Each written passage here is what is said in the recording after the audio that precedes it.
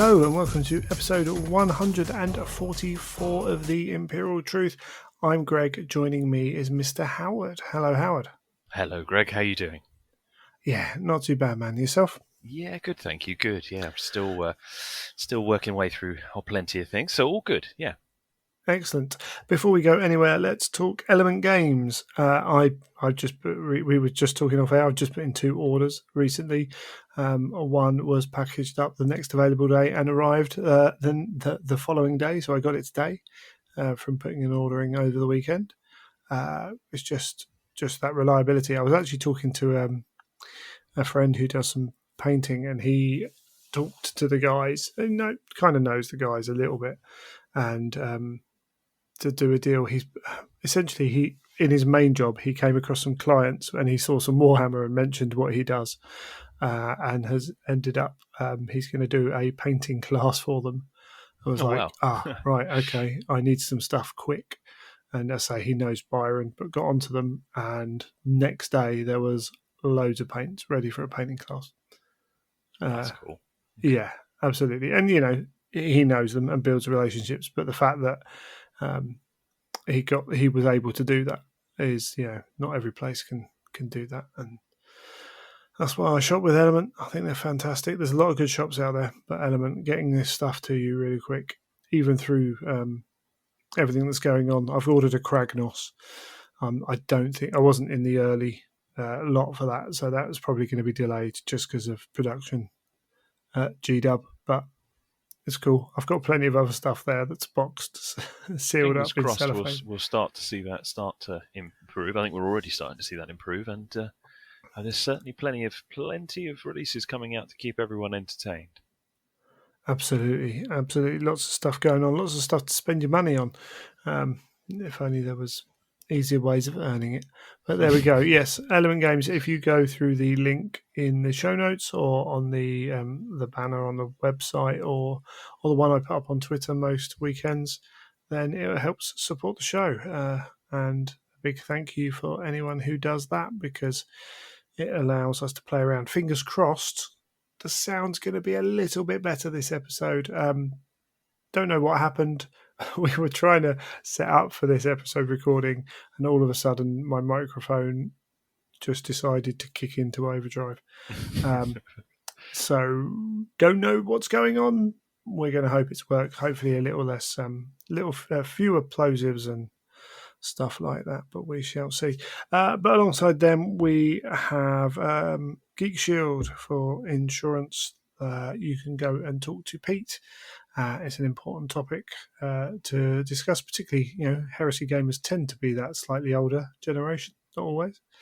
But if you're worried, if you don't know what your life insurance actually does for you, or you're worried about it, you can go and talk to Pete, and he can make sure it's fit for purpose. And if it isn't fit for purpose, then he can offer you something else. And if you tell him you came from us again, he also does. So I don't say this every time, but he also does vouchers. Once you've been with them for a certain period of time, you get vouchers for.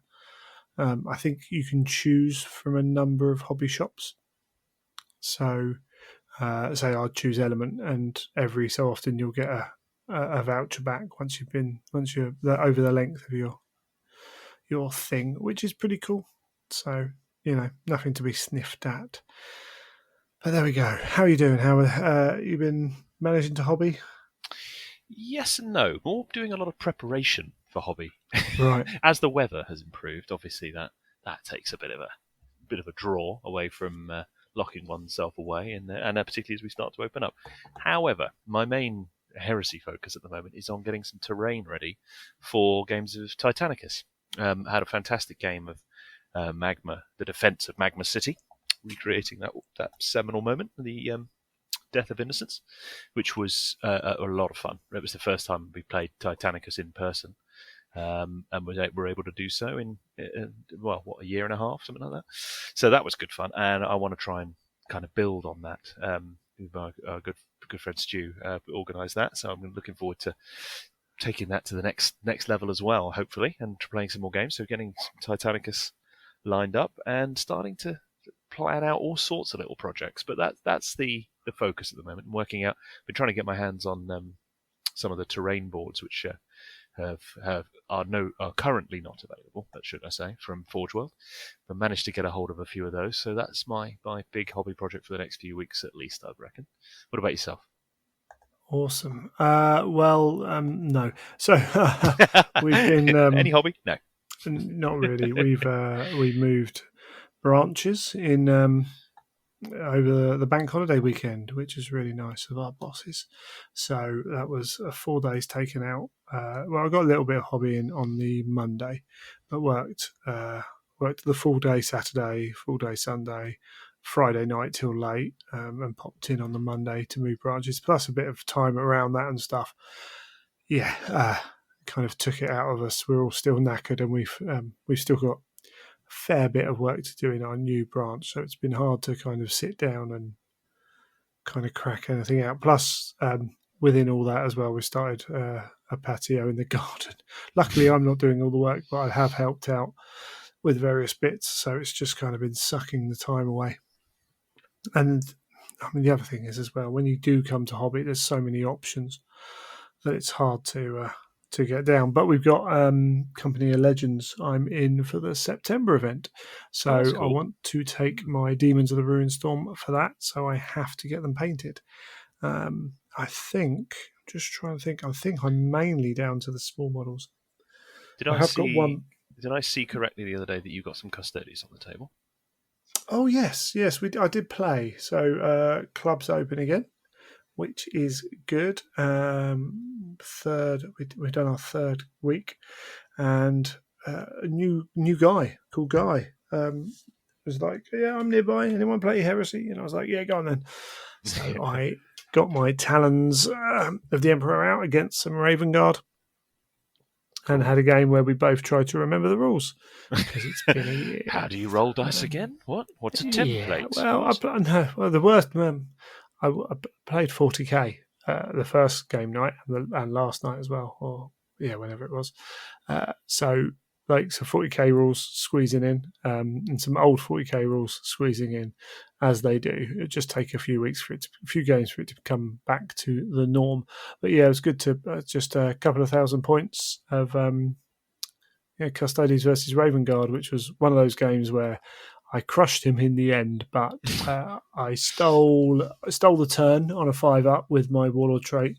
Randomly rolled Warlord trait to get +1 to steal the first turn, and there were just like a couple of rolls that went the wrong way. Like he couldn't kill my Telemon, bless him. There were some big hits going in. My Telemon charging his Leviathan, scoring a good number of hits on the charge. Before that must have looked cool. I mean, before those either two the models swung next to each other. I mean, that's all you need, really. Yeah, and put some other dudes in with it as well, just to kind of win the fight. But yeah, my Telemon taking his Leviathan down in one turn, which doesn't generally happen when I hit Leviathans. He left my Leviathan on like 1 whole point, I think. Essentially, it survived because Telemons have the old veteran, the old vulnerable dreadnought rule, where you roll 2 dice for each damaging hit and then choose the lower. Otherwise, he would have blown up. So that saved his bacon big time. Mm-hmm. But it's things like the javelin came on, and he had 2 or 3 melter shots, and they were rolling 1s and 2s, or failing to get through armor, which would have made the game much more interesting. But once again, I mean, he took out one sensible thing is he took out a lot of my sisters early on. So I was just down to the Custodes forces. I'll try and bring up what kind of thing I used. Because I just took whatever was in the box, really. And I haven't painted my tanks up yet either. So what do we have? I had a shield captain with power gauntlet and presidium shield and digital lasers. So as basic as you can get a shield captain, really, but they're not that basic. I had the 5 sister strong HQ, the Excruciatus cadre, and then I had 10 I had 20, 2 units of 10 assisters with bolters, 3 custodian guard, so that's the spears, 4 sentinel guards with a solarite power gauntlet in there. I had 8 Oblivion Knights, which are the elite sisters, so they've got execution blades, which are really cool, and 4 up against 4 up invulnerable, which goes to 3 up against blast weapons, which is nice. And I had an Achilles, Contemptor Achilles with a dread spear, 3 Venatari, and the Telemon. How did you find the Venatari? Are they good? Yeah, I love them. I think they're fantastic. Although I did do a charge through I jumped up onto some terrain to then charge with 2 dudes. So lost 1 in combat to scouts, I think, which again always happens. Like, yeah, cool, whatever. Then jumped up onto some terrain to go and take out his what did he have? Forge Lord, I think, with some sentinels. Not sentinels, some servitors. And he rolled 2 ones on the dangerous terrain, followed by 2 ones on the armor saves to lose a wound each, which is fine, cool, whatever. And then, like, they were taken down by like some bolt gun shots about 2 minutes after that. But what they do is they provide a lot of speed, and they hit like a ton of bricks. They're custodies. Yeah. So I usually take, in a 3, I take because I've got 6 models, I've got 3 with spears and 3 with pistols. My first unit would be 2 spears, 1 pistol, and then the other one would be the other way around. But if you're charging with those spears, you're charging into a 10-man tactical squad, the chances are you're going to kill most of them in that first round. Wow, they're that good. Wow. Well, they're custodies with spears. Yeah. And if you're charging your AP2... with the speed, you can make the chart. You can dictate the moves. Yeah. Absolutely. So, yeah, you're going in with decent number of attacks. And their guns are... Like, their shooting is strength 7 on the pistols. Like, 1 shot. If you roll a 6, you get another shot. And it's a decent strength on the other guns as well. So, like, you can plink wounds off a rhino. Or kill a rhino with a little bit of luck. Kind of power, So you can, like, they're not to be underestimated. Okay. And they're quick. Yes, they're not as heavily armored as the other guys, but then also they're not the threat of the other guys. So, but the whole army, like, if you're playing Custodes and you don't have tanks, then you have to be putting on pressure all the time. If you're playing any kind of game, you have to be forcing your opponent to make choices. Like, that's how you win games at the end of the day. Either that or having units that they just can't shift, whilst also being able to deal damage. So this army, the sisters are up in the grill, and they're toughness 3 with power armor. They can die. That's fine. That's cool. But then you have to kill them to a woman because they're fearless. And they got a couple of little tricks, but while you're dealing with that, if you choose to deal with those, then I'm running at you. I'm moving 6 inches. I'm running, and turn 2. If you've moved forwards, turn 2, I might be charging you, or I'll be tempting to charge you. The Venatari mean turn 2. I've made charges onto quad launchers that are 4 or 5 inches into their deployment zone, turn 2. Decently long charges, but not out of the realm of possibilities, 9s and 10s. You don't expect it, but actually works like, 9s, like 1 in 4 or something, if not a little bit higher. So, yeah, you're going to make that. You're going to attempt that charge every time because the payoff is huge. How did you find it just stepping back into Heresy gaming? Was it good? It's great. Yeah, it was good fun. I would have thought having games so close to 40k games. I mean, they're very different now. Yeah. But that must have been really stark seeing that being playing both simultaneously. Yeah, well, what is going to be really weird is when Age of Sigmar moved to the recommended table sizes that 40k have got. Of course, yeah. So, like, I played 40k last night, and the guy was using Blood Angels, and I'm using Space Wolves, and I deployed like a unit that infiltrated a little bit forwards, and his death company can move 12 inches before the game starts, and then move 12 inches and then charge up to 12 inches. I don't mind it. They're making these games quicker, and they're also taking away dead turns. So they've gone from 6 turns down to 5 turns, and stuff's charging you turn 1. And I'm like, okay, I appreciate and understand why you've done that. I do miss the manoeuvring of fantasy or old 40k, but it's cool. It does a job. Heresy does give me a bit of that. Then, I mean, luckily we didn't get to any of this. The guy was playing a reasonable army. He's not, it's a good fun army, but there was nothing over the top with it.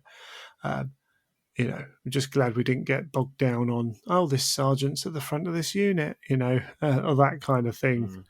That is the downside, in my opinion, of Heresy. But it was nice to get it out, play on the big table. And it feels a different game. I think that's a good thing. I mean, I'm quite looking. I was watching with interest as we saw some of the samples. I suppose a sample of what Age of Sigmar's new edition is going to look like, and here from the way they're presenting it, and they're putting in kind of almost numbered sections to make referencing easier. And you think that's been done in. Yeah, well, we do that in work documents a lot, and you think actually that's a very logical step. And think of any new rule set that might be there, or new additions of rule sets that might be coming along. If we start to see that good moves like that filter through, I'm all for it. Yeah, I'm not sure we're going to see it if we get a new rule set this year for Heresy, because that rule set was probably supposed to be released beforehand, and therefore was written well before that. And the old and 40k didn't get that. That's true. I was listening to I wonder how much they've diverged the various different teams. Yeah, I was listening to the Ben Johnson thing. Yeah. What were you going to say? So I've known Ben Johnson for 12 years now, I think, from my first South Coast GT. And it's quite interesting to hear him talk now. He used to be on a podcast called Bad Dice, and you hear him talk now and hear him talk then, and it's very different, obviously, being in that environment for a number of years now. He feels very at home talking about that kind of design thing, and I probably wouldn't have guessed that he would come across the way he does, actually, to be fair, and that's a positive for Ben. That wasn't to say, he couldn't have done it, but it wasn't something I considered. He's a gamer, and I think he's the kind of, he went to European team tournaments and team championships, events like that. His old tactic in 6th edition fantasy was his orc on a wyvern would be behind a hill which would be infinitely high, and then he would use his war ability to move d6 inches forwards, and even if he rolled a 1, he'd be touching that hill and therefore be able to see over it and charge. Utilizing the rules in a way that really benefits him.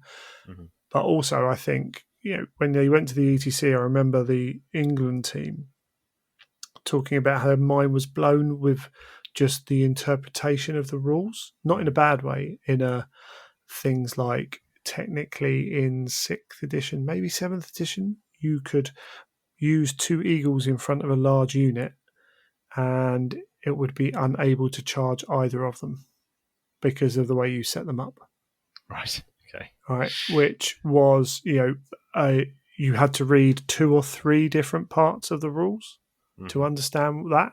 And this would regularly happen. You'd get a Warhammer Fantasy question and you'd be like, okay, that rule you're talking about in the movement phase, you actually have to look at combat overrun.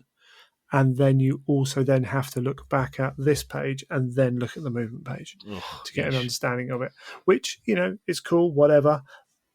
But, seeing people talk about this now, rather than trying to search for where's that rule, you'll be like 10.1. Yeah, rather than remembering the name of it and all. Yeah, cool. And which part's that in? And it'll be like the common ones, you had to go, no, it's 10.1. Or it's 3.7.1, 3.7.1, whatever. 3.14, you get to eat pie. That kind of thing. But yeah, it's for a, and people might be listening and saying, but we don't play a competitive game. But if you've got a rule set that is rugged enough to put up with a competitive system, then that means you just have less issues in your friendly game.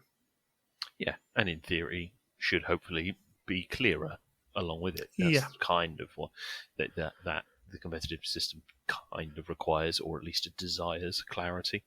And if that can bring it, then great. So fingers crossed we see some of that start to filter across. And as one of the editors said, it's nice for an editor to have not have to reference page numbers, which could then change as they're trying to edit their book, which is not something I considered until I saw that. But of course it is. Yeah, makes loads of sense. Yeah, I did see someone like when someone then asks a question like, how does this work? Like, I've done this and I've done this. What's the result? Well, 14.2 is your answer. It's covered there. Yeah. Go read it. So it would be nice. I think because we didn't get it in 40K, I'd be surprised if we got it. Well, I was particularly even surprised. Then, I'd be surprised. I was particularly surprised you mentioning that interview, short interview they did with video for Ben Johnson. And he mentioned that one of the things he was proud of was how the team came together during, presumably, all having to work from home. Yeah. And he said it's largely this edition. I can't believe it was all, as he sort of put it, written from bedrooms, but it would have had an impact. So suggesting it was written more recently than I imagined. Well, I'm guessing, so this is me guessing, and you might know better. But so essentially, it always used to be as soon as one edition was out, they're working on the next edition. That's used to how things work. So if we assume that now, we're down to a 3-year window. So that first year, I'm guessing, is grand overview and trying things out and going back to the board and actually like getting a feel for it. And then like as you then progress, it's actually nailing down that stuff. And yeah, I'm sure they would have done some of that, but I think maybe those details then get refined in that last year, and that's where the crunch comes. Yes, and particularly start laying out books and things like that, and really absolutely getting those written as tightly as is possible within the time of a feasible project. So yeah, okay. But I thought it's still interesting, isn't it, to see that was the sort of time frame when you think these things have to be printed, you have to print tens of thousands of them. It's, so there's normally when they do the Heresy books, they would allow 3 months to go off to China, send off to the printers in China to get back over. I'm pretty sure they were looking at reviewing using China because of the unreliability now and potentially moving forwards of costs and everything else as well. So if they found somewhere in the UK to do that, that would reduce, or maybe regionalised it. That could have reduced that time scale to get stuff ready. But yeah, they have to make a lot of models. I mean, what models they're going to put in, like, probably decided before any of the rules were sorted. So, but yeah, there's it is quite interesting to see all that. A release of that scale, yeah. I mean, but we've been in lockdown for a year now, for over a year. It's quite quick to forget that, isn't it? Yeah, it's quite quick that you sort of think, even if that was only, you can imagine the crunch when you're getting to the end of a project. So even if they were only working on it for 6 months under that system, still 6 months ago. Yeah. But yeah, no, it was quite interesting actually. I'll say, and Ben talked quite well. And what's interesting as well is, they're still very focused about. They were talking about.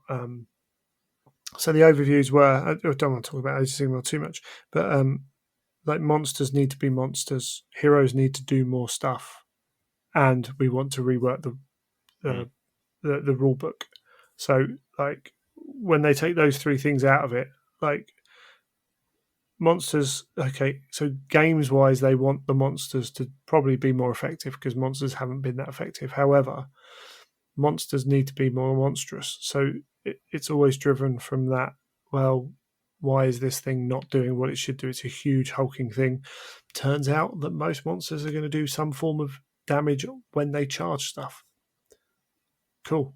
And Mm. that, GW have always led with um, like, what should this do? Don't always get it right, but they're like, if a giant charges someone, or if a steam tank hits something, then it should probably do a lot of damage.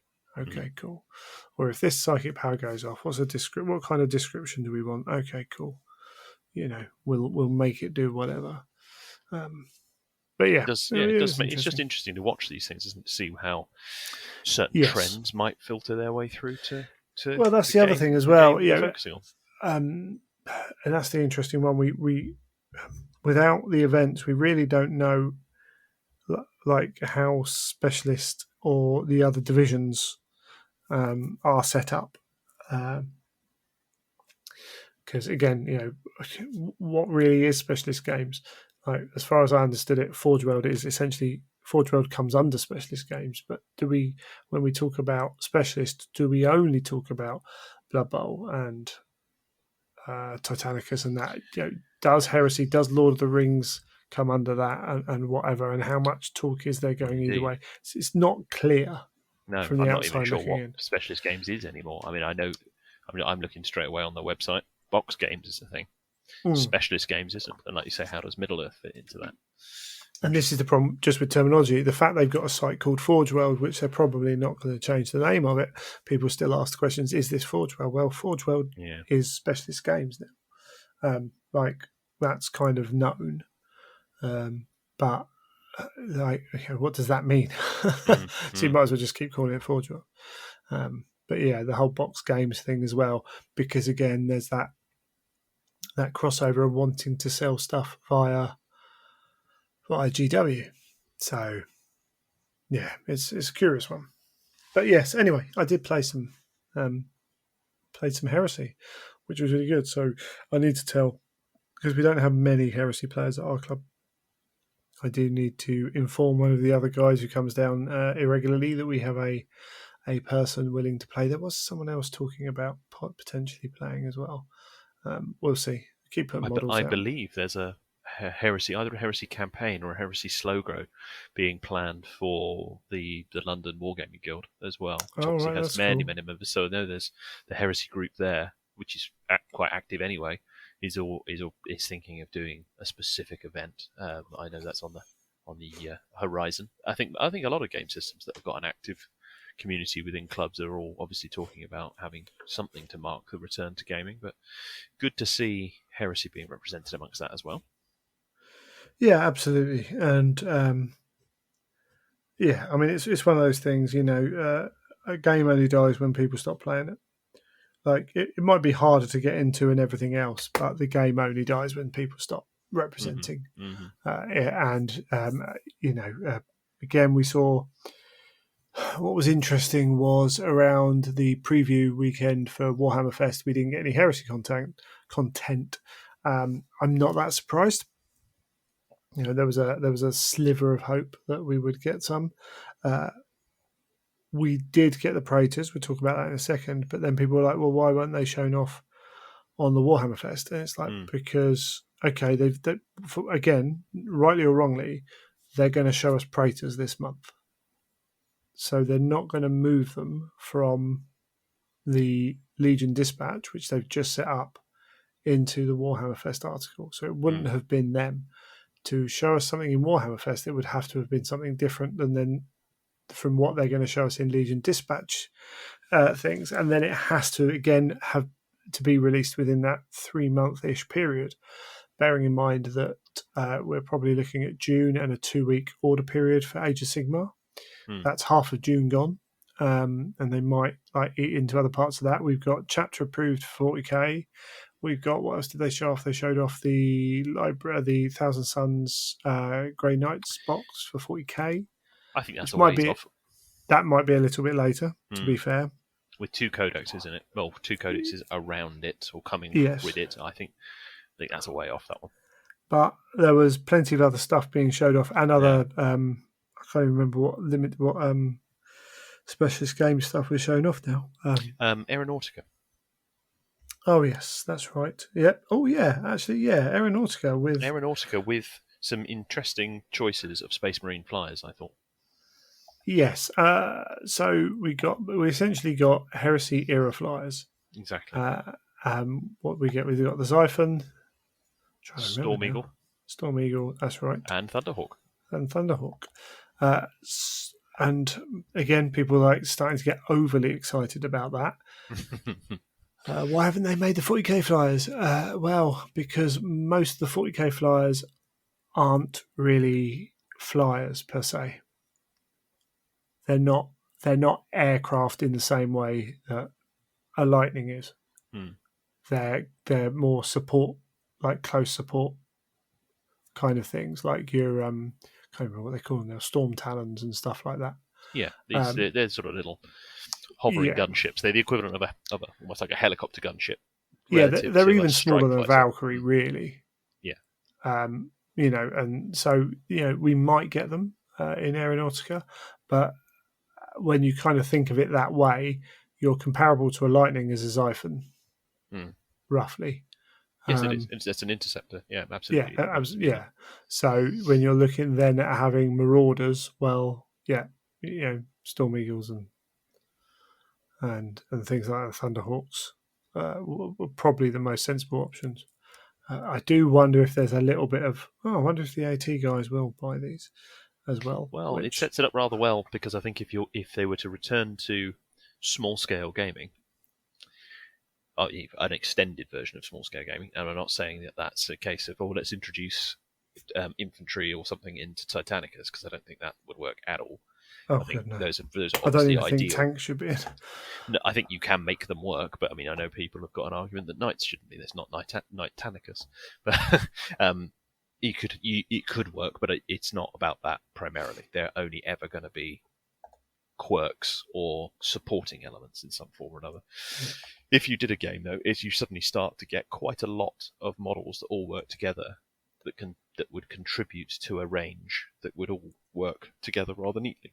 And I think if you were to look at producing a game where a tank fits comfortably in the palm of your hand, you kind of the 10 mil, 8 to 10 mil kind of scale, then I think Heresy lends itself particularly well to that.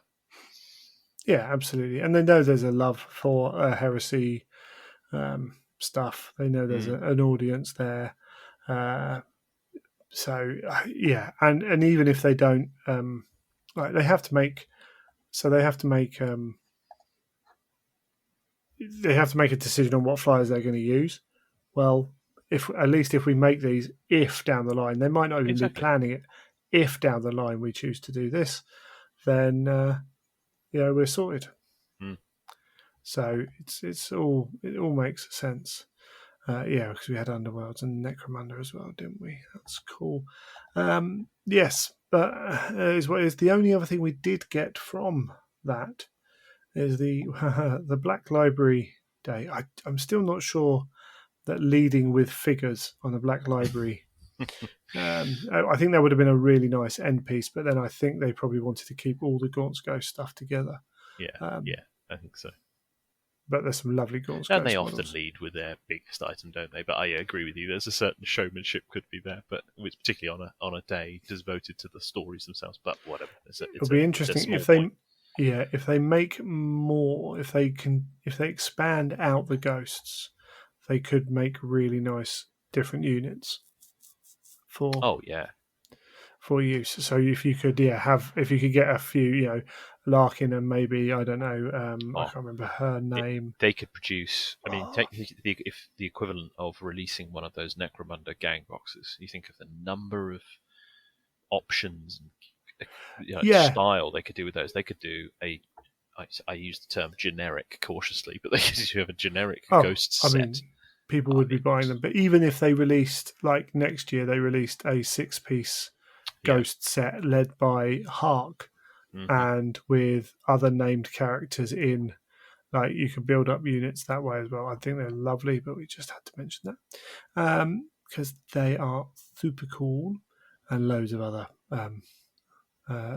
cool Gaunts stuff. But we did get a picture of Warhawk. We did. So this is the Chris Rates entry, book 6 in the Siege of Terror. We pretty much knew it was coming. It was going to be Chris. We pretty much knew that it was going to be Jagatai Khan, and we know that Jagatai Khan takes back a spaceport, and we pretty much can guess that he's going to fight Mortarion. So yeah, a front cover of Jagatai facing off against Mortarion is lovely. Yeah, what a front cover that is as well. That cover art is particularly striking. It's cool. It is. Yeah, I'm not going to see that. Special editions and all that jazz. But yeah, I like the.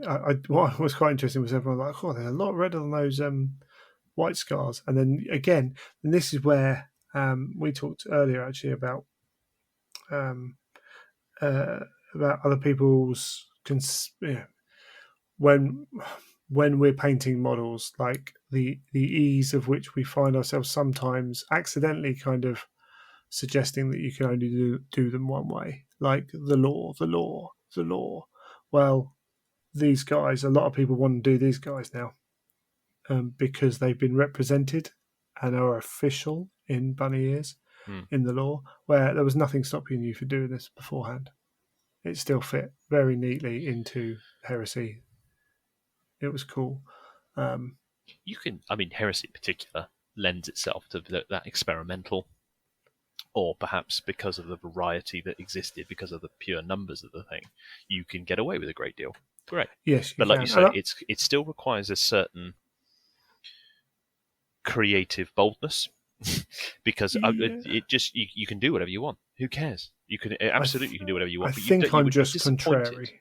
Yeah, you would be disappointed if you did it and found they were contrary to something. But even then, you could make up a cool story behind it. So you can. Well, this is. I mean, this is it. Like, I'm the kind of guy who's like, let's not do the norm. Let's not do the norm. And I understand there's a historical element to this game. I appreciate that, but there are. It would be like playing a World War II game when you only know about 40% of what happened in World War II. And that's the difference. That's the difference we've got with us playing historical games and us playing a future historical game. Yeah. Because we don't know. And one that isn't fully detailed as well. Like, we know the forces that fought in the in the American Civil War, or ancients. We have a rough idea of what everyone looked like and the kind of ways they fought. We have huge gaps in our knowledge on this. We know, like, if you take the White Scars, 70,000-80,000 in that legion, we probably know for sure about 3,000 of them, what they wore, like, because that's the stories we've heard, because they don't go into depth on the others. You're not fundamentally changing the White Scars here. You're just adding a bit more red to make a cool design. And there are plenty of reasons for you to be able to do that within the law. But yeah, it looks fantastic. Mortarion in all his grimness. It's Chris Wright, therefore it will be awesome. It's exciting. And again, I'm not sure that this will be released, although Amazon have got it out for pre-order. Amazon's pre-order dates are notoriously guesswork, I think. Yeah, the timing of that would be surprisingly quick if it was at the times that they were suggesting. They were suggesting end of July, was it? There is some talk that this is going to be that the special edition is going to be July. Yeah, which means you then got 3 months for the hardback, which means then 3 months for the paperback. So, but yeah, it's cool. Once this is done, there's only 2 main story books left. Whether there's another novella or not, we don't know. We know Aaron is knee deep writing his, because he's tweeting about it and his meetings with Dan. Yeah, it's exciting. I think this one in particular. I mean, the ones we've got lined up now are all very exciting. In a weird way, because I don't know how they're going to approach book 8, and like, at what point do we get that scene on the Vengeful Spirit? Because you could very well have it right near the end, or it could be halfway through the book. just depending on how they approach it. I don't think it'll be halfway through the book, but there's plenty of stuff that could be written after it, which is important for the heresy. Mm, mm, So I know, I kind of know.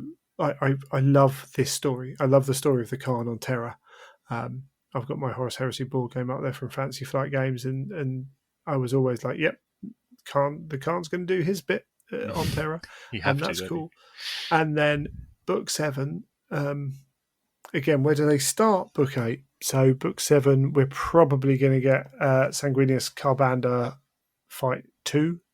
And then we've also got Angron to handle, and yeah, there's a lot of stuff going on. There's a lot of pieces still to get into the right places.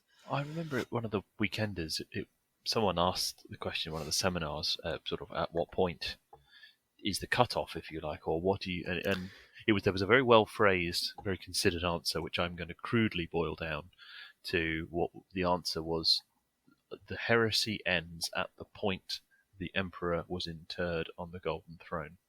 Yeah, if I recall correctly, yeah, and that's correct. that's quite an interesting point. And obviously, there's stuff beyond that that puts it into is all very interesting and critical in many ways to the context of the heresy. But that can still be explored, of course. Yeah, But that's interesting. absolutely. That's the core story. Yeah, it's just a case of that's when the heresy ends. Mm, But do we have a longer epilogue to contextualize stuff, exactly. or do they just leave that for future writers to come and maybe touch on Mm, the because you could still put it again in the heresy setting. You could have the flight from Terra, like mm, could be its own story, or you could just if they do delve into the scouring later on, they could review back. Or there's a number of ways to do it, but you could certainly have Abaddon leaving Terra as a good kind of finish for him, and then maybe some of the others as well. Um, so yeah, we the thing is we don't know, and we don't know. There's a lot of players in this as well, and not all those stories are going to be tied up, but some will have satisfying-ish endings, I'm sure. mm, mm. Um, so there's a lot to be taken into account. But yes, really looking forward to Warhawk. I love Yeah, Chris's writing, and it's heresy, baby. yeah, So yeah. yeah, Absolutely it's is. going to be very cool. Wonderful. So that was all we had from the Warhammer Fest. We did though get our Legion Dispatch, which And what a is Legion dispatch it was. indeed. So first off, they drop. It's a cool piece of artwork with Samus and Dawn. But we get the first off, we get the line. Despite what Perturabo would have you think, the Imperial Fists have always been unparalleled experts in siege warfare, which is an interesting dig at the Iron Warriors there. But we get to Imperial Fist Praetors. So power armor and Tartarus with a big shield. Yeah, Um, they're just fantastic models. I thought absolutely captured it. I mean, I think the Praetors are a good move. These Legion specific. If you're going to go with the Legion specific contemptors, and they've done following that line, Praetors fantastic place to have something so characterful. But I think these two in particular, I've seen overwhelming positivity generally, and people reviewing it, people's expressing their opinions on them, and I'm a particular fan. And it's often you can look at one and go, well, clearly Terminator armor suits that Legion or something, or that particular model just captures it a little bit more. I really struggle to pick a favourite between these two. I think they're both excellent. The Power Armor Praetor in particular, lending himself to be a perfect representation of Camba Diaz if you so chose. And the Terminator, also just an excellent Imperial Fist model. yeah, there's yeah, as you say, there's stuff you can do with that. I mean, you think It's how very often a lot of the Mark III armor, whatever form it takes, whatever Legion specific version it takes, people have used them to convert. And I wonder, these might be tricky to convert to other Legions, maybe. Although I'm looking at it now, actually, the power armored guy, it's actually only the chest plate that's perhaps the tricky part there. If Yeah, you you want can to leave just the take it your Maltese own way. cross on potentially if you wanted to Yeah, on the knee. yeah, you could. Is that a Maltese cross? I think it's a Maltese cross. I could be wrong. Yeah, and the helmet. I mean, a quick swap of a helmet's easy enough as well. Yeah, And obviously that shoulder pad's going to be a shoulder pad. yeah. So yeah, there's not a huge amount. The little chest plate hanging thing with the 7 on. I don't know. That might be molded, but Oh, the but 7. yeah, Yeah, I haven't seen that, but I mean, it's relatively again, straightforward. yeah, absolutely. Yeah, if you're a competent hobbyist, you can do that. I'm just They thinking are. the other Imperial Fist characters are frequently converted, and I could see him being so. Well, Perhaps less so with the Terminator. to be honest, what you could do is just replace the chest piece, Yeah, and that's half your issue solved yeah. on that. Yeah, I really like them. I think I like the Terminator better. Really? Pose wise, I think the pose on the Terminator, maybe I don't know. They're both very good. Interestingly, heard these were Sam Egan's first digital sculpts. Were they really? Indeed, that is the word on the street. How very, very interesting. Wow. Yes, Well, what a debut. indeed. Interesting. Wow. Yeah, absolutely. Because I'm guessing I'm guessing he's finished his part of the Khan. Um, but someone. You don't happen to know what program they use for sculpting, do you? It's a Oh, conversation I I think I've think had, but I can't remember. I've got a feeling they can use more than one, but there is one. I can't remember what it is, to be honest. I'm not as up to date. It went in and went in one ear and came out the Yeah, I other think I've gone and done the same thing to my shame. because it was Well, irrelevant to me. Because can you I tell ain't we're going to be doing jonesing it. for an event to get this sort of information? Exactly. Yeah. Well, I'm just once things are open up, I'm going up to Warhammer World one day just to hang out, just to meet some people. Such a good idea. But yeah, so yeah, it's Sam's thing. I couldn't ask Sam myself. I don't feel comfortable doing that, asking him No, questions as a podcaster. I don't think it's really fair on him. But yeah, there's yeah. I mean, he's a fantastic sculptor. There was no doubt, and I know he was playing around with designing, but he is a fantastic. Hello, Magnus. He is after his other cat. We're going to give him a head stroke. Keep him quiet. So yeah, so that's cool. And I kind of got word that they are working through their backlog, and there is stuff waiting. They said a or while in the ago wings. that they were keen to work through Legion Praetors, and I think that's a Yeah, great product to have. that was a while ago. Yeah, Mm, so we got the Praetors, and then we've got the so we still got some Contemptors to come, mm. and then Leviathans. Leviathans as well. Yes, and then I think the fact that we got Praetors in this means that these articles are going to be just what's coming, and it's going to be an effort to fill in the gaps that they knew, which, to be honest, because it was a while ago they talked about doing all these Legion-specific Praetors, that they've been working on them for a while. Mm, mm. So they have got them ready to go, and it'll be interesting. I think will Forge World. We talked about it a lot. Forge World has taken the big hit over plastic stuff. Resin stuff's taken the big hit. But again, hopefully, fingers crossed. Although we're getting cases, we're not getting the hospitalisation numbers that are going to cause us to enter lockdown. Particularly, in the UK, I think we're over 50% of the population has had its first jab. I think it's higher than that even. But anyway, yeah. And of all the hospitalizations, very few of them are people who've had a jab. If very, very few.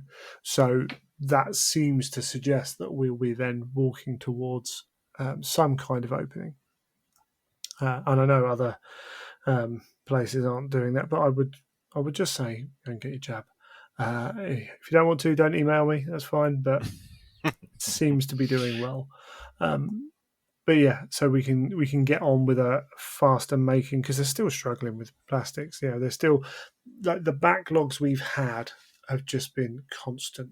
We're getting we're getting releases now that were due 8-9 months ago for plastic stuff. Mm. I know they've talked about Age of Sigmar, the box set Dominion, of like we're doing the numbers of we did for Indomitus like after we did the extra sales. Mm. But that takes time to get them all molded out, and they've got the extra machines, but it just takes time. So yeah, we'll get our time. It will come. But yeah, they Yeah, are but fantastic. those They are are really those cool. are if they're a marker of where they're going to go with these. I mean, the idea of some of the legions that have yet to get something like That's, this, if they that's a do good do them. I point. mean, a World Eater one like this is going to look amazing. Oh, I've been just every time I think of World Eaters, I think, oh, I really should do some World Eaters. And then I remember I don't want to paint blue and white, Did you and I would see? want. Well, I would. speaking of which, did you see Cult of Paint's little Heresy I guide to haven't looked painting at it World yet. Eaters? I That haven't that looked won't at it help yet. your resistance, I suspect. No. So, Cold Paint YouTube channel actually is a really good place to go if you're not already aware of it. You've got, I think I've talked about it before on the show, but they did a painting competition online, Mm. and they didn't have first, second, third. They had gold, silver, and bronze. And anyone who was of what they considered a gold standard, they just shouted out as being a gold standard, which is Mm. quite interesting. I haven't got around to watching it yet, but there's some really cool stuff on there because I've seen a few people sharing tweets. Yeah, I would Uh, highly recommend them their YouTube channel as a source of heresy inspiration because it's yeah, a really good army painting guide. Really good suggestions of how to tackle something on large scale because that's a skill yeah, in and of itself. A and point there's a they lot of make skills. repeatedly. There's a lot of so Andy Wardle particularly started to look at scale model painting competitions, modeling Mm. like historical painting competitions where they've been at it a lot longer than to that level. Like more people have been at it to a higher level than when it comes to gaming painting. Mm. So there is a lot to be learned. They do show off things like World War II tanks and stuff like that, which can inspire because a lot of people do take ideas from that and use. Um, I'm just trying to have a flick through here to see what like specific we got. Praetors are out for Yeah, the I was trying to different. total that up in my head the other day. So We've let's got have a Word little Bearers, look. Blood Angels, Night Lords, Imperial Fists, Dark Angels. But is it both sets of armor for all of those? So for World Word Bearers, it Word is, Bearers isn't is, it? yeah. Yeah, Night Night Lords Lords is, it is. Did the Dark Alpha Legion Angels get is. did the Alpha Legion get a Terminator? They've got a Have power Alpha Legion armored. even got a power armor? They've got a powered armored Praetor. Now, the one that's Alpha Legion tricky Praetor. is He's drawing his um, blade. what about White Scars? Because I know they've got a Terminator. Alpha Legion Praetor in Cataphracti Terminator armor. They have with the Volkite pistol. Yes, I remember that. Yeah, Thousand Suns. Space Wolves have got the Thousand rather. Sons have only got Sorry, Terminator. yeah, Space Wolves. Sorry, have got the rather 2D kind of like single Yes. plane dude, which is kind of cool, kind of retro. Um, the Dark Angel's got the super cool dude. Um, let And me they've got have a little both. look. See, there's named characters. Then you've got the basic Praetors. Man looks stuff up online. Iron Hands, Iron Father. We've got Yeah, an Iron that's an Father for ancient him. model, isn't it? That is That's a an old venerable model, model. but again, I think it's only the one for the Iron Hands. I would have Uh, thought of legions that are obvious: Iron Hands, Raven Guard, well, Salamanders, Ultramarines. yeah, when you look at that, there's not like we've got 4 or 5 legions that have got both, and a couple more who've got Mm, one. So there's plenty to come there is. from that. And then you have got stuff like I know you haven't because they're just painted up that way. But yeah, so there's with Praetors there's plenty to go to, and it'll be interesting to see. Oh yeah, the White Scars have got the run. You got a There, dude. Terminator. Yeah, Yeah, I'm trying to find the Terminator on it now. Oh, it's same in as the, Thousand Suns. Yeah, yeah. So White Scars have got a power armor dude as well. Have they? Yeah, running along with a two-handed bladed weapon across his So he body. is. So he Yeah, is. exactly. Kind of forget what's out there. I've just gone on to HQ selection on Forge World as I'm That was a looking smart through. move. Oh I was yes, and just the looking at Praetor the with the Legion bird, of sections. course. Praetor with the bird. Yeah, so there's quite a lot to do within that. World Eaters, Iron Warriors, Emperor's Children, Death Guard, they're going to look cool.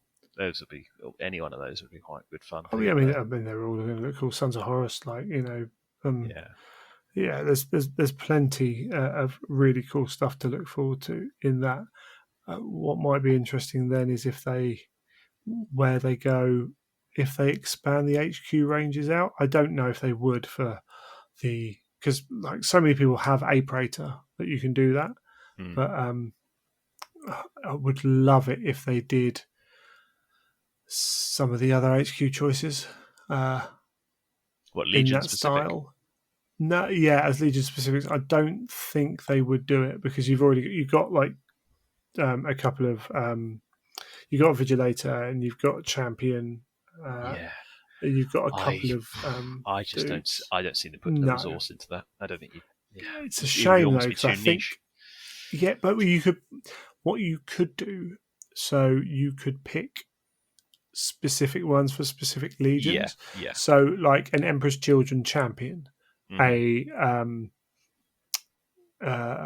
Speaker of the Dead for the Space Wolves, Alpha Legion getting a The Vigilator, or I suppose they Mortificator got for the Exodus, haven't Iron they? Hands. Yeah. Yeah, so you could have things like that. Iron Hands with a couple of those. There's a couple that could work for them. Mm, Um, so that would be really interesting if, as a wish list kind of thing, I think could work really well. mm. Um, but let's get all the stuff. Let's get all the book one characters out and the book two characters and the book three characters and fill out the Praetors and the Contemptors and the Leviathans, the stuff we know that's there. I mean, they'll throw the odd curveball at us anyway Yeah, because and they then we'll always see you do. in 2028 when that, because that's quite a full list, isn't it? Yeah, and as I say, they won't come out all that way. And things like some of the I know that people want certain units and they're like, well, they're already there.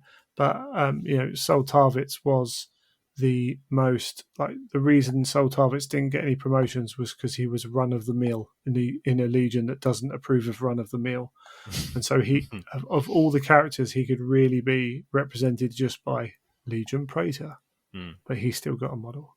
So like they can expand on stuff that we don't necessarily think they would. Even just some more, like a couple more generic Praetors actually would be really cool. It's true. Just When it's such a central model, yeah, could work a treat actually. yeah. Things like chaplains, Mm. to get a really cool. I don't know if there's a specific chaplain model. Is there? Don't think there is. Are you Trying to remember off you the in the top of my HQ head. session? Yeah. No, I don't So think so. no, so something like that. There is. There's the plastic one from Calth. Yeah, is that available Yeah, separately? I think Still, yeah, on Games Workshop. on the Games Workshop site. I think it's got under Heroes of the Imperium. Oh, is he part of the box set? Well, box set of two. Oh, is it? Oh, is it only two? It's him and the Cataphracti. Oh, it actually just comes as though. Oh, yes, of course it does. Yeah, so you have got that chaplain. Yeah, I think a resin chaplain would look Yeah, really good. yeah. Yeah, although the Terminator still holds up, I think. Oh, he's The fantastic. He chap, basically is gold, isn't he? yeah, I think the chaplain's the one that people do. He's cool. Don't get me wrong. I don't think he's a bad model. I No, think if you had an alternative one in resin designed to look badass. But yeah, who knows? I mean, it's all wish listing at the end of the day. But what we do get the feel of is like there's a lot to come. Legion there is. Dispatch is going to be. What's a shame is when you go onto Horus Heresy on the Warhammer community articles. There's one article a month, basically. Or I think there was and then there's the odd month with a second article. Mm. Unfortunately, one of them was actually because they put an Adeptus Titanicus article under. So yeah, we got like print on demand Horus Heresy books. Okay, cool. That was our second article this month. We did get that Dark Angels collection back in March. So March had 2. Yeah, like step it up with a little bit more than just like our once a month release, please. Because it'd be really cool if you it did. would be just quite nice to do sort of little army showcases and things like Yeah. that, little model showcases, because Absolutely. people are doing this stuff. Yes, indeed. And there's going to be a lot of events going on soon, and I know that there's been some changes around within personnel, like as there always is in GW, with articles from contributors, like I've contributed before. So I know there's I know that there's an acceptance of they've got a lot of stuff to talk about with other game systems as well, but also with people moving around in that, I don't think they've got anyone in that role specifically at the moment. Someone is doing that role, but I don't think it's their primary job. I think they're doing it on top of what they're already doing. So, like, I have contacted them about a couple of articles and was told kind of like, yeah, we got at the moment we're quite busy. So, but who knows? Hopefully, we can start to see more. It's hard because they link stuff. You get your Tyler Mengel doing his painting and stuff like that, and you do get the odd just random, like Tyler will be painting something random and they'll choose to do it. Keep using your painting Warhammer hashtags because they sometimes pick stuff up through Instagram and want to go further with it. Things like that as well. Yes, absolutely. And I think the more that is there of people talking about these things, the better. Absolutely. But I think we probably chatted enough, haven't we? I think we've covered a fair bit of ground there. As we will have to see what happens. I say there's going to be more gaming. There's going to be more events. Events are selling out. There's I think it's going to be a busy month or two. Yeah. If I didn't get into Company of Legends, I wasn't going to be too disappointed because Greetings from the Warp are doing a rather cool event, and I was talking to the guys when they were originally planning this. So what they're doing is 3-day event. There is I'm trying to remember exactly. Basically, like the 2-day Heresy event is split down to 2 one-day events, so you can play. I think it's 3 games of like 3,000 or 2,500, and then on the Sunday 2 games of larger points values, and you can buy tickets for each or both, or individually or both. And then they've also got I think they've got Cult of Paint up there doing some painting seminars and stuff. They're basically trying to make a little mini weekender. Well, that's cool. Which is cool, and that's trying to remember where that is. Northamptonshire, maybe somewhere like that. Somewhere not too far from the middle of the country. So go and check out Greetings from the Warp. They were selling tickets are on sale. I don't know how many they've sold, but that's first weekend of September. But that's quite cool. Say I will be in Durham with my usual stop off at Warhammer World on the way up. I've got some demons nice to be able to do all that again, isn't it? It's just nice to even be planning that kind of stuff.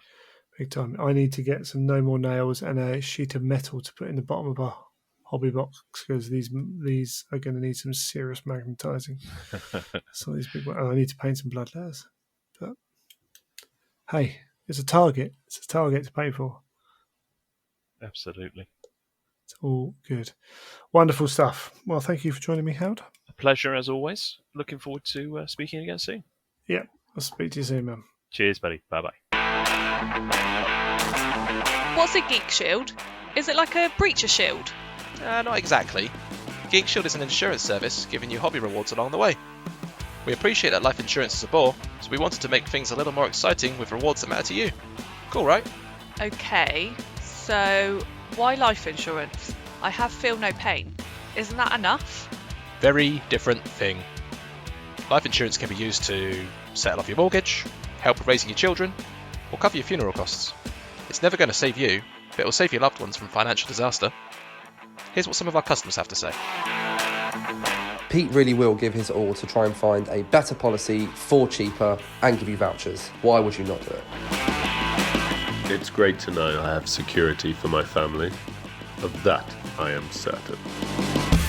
Thanks to Geek Shield, my wife now questions if I'm still worth more alive. Thanks to Geek Shield, I get to murder my family in the name of the dark gods and get all the money. Yeah. So head over to geekshield.co.uk to book your free consultation today. Terms and conditions apply. Geek Shield is not a physical shield, nor will it save you from the Primordial Annihilator.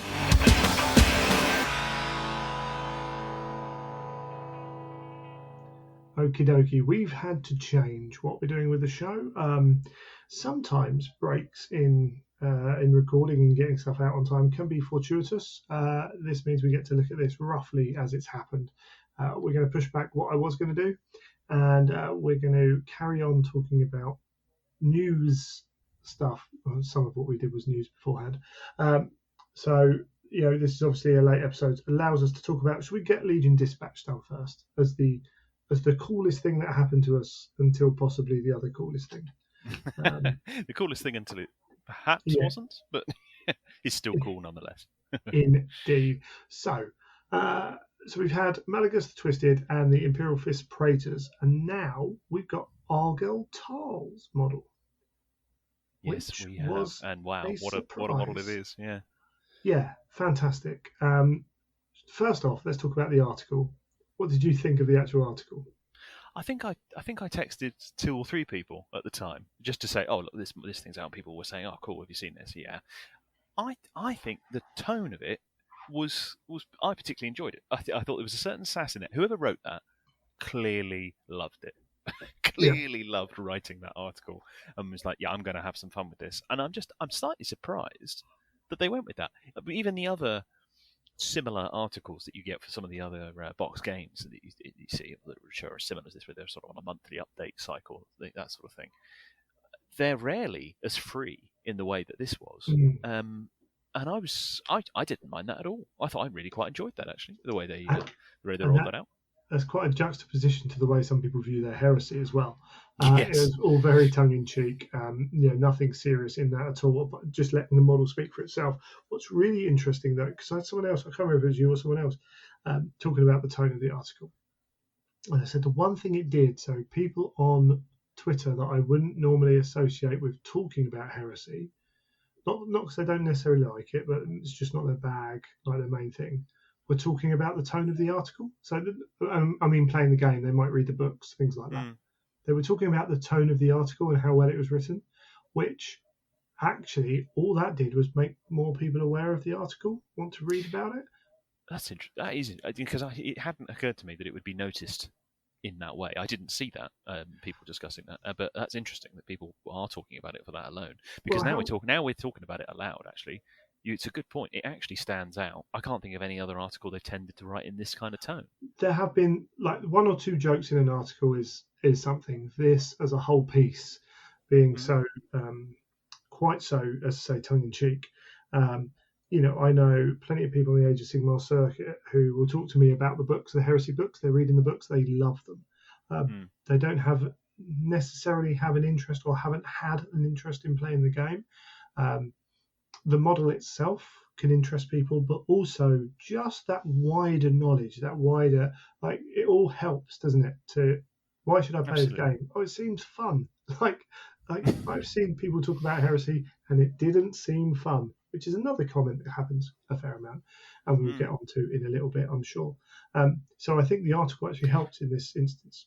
I've seen variants on that as well. I've been seeing certain Warhammer TV or whatever the brand of that is now, people come on and talk and say, oh, how did you get into the hobby? And they're doing those kinds of interviews, and someone says, oh, I saw the Heresy lot playing, and they seemed like a different breed altogether, meaning that quite affectionately, meaning that, like, wow, those guys were serious business. They were the more veteran range.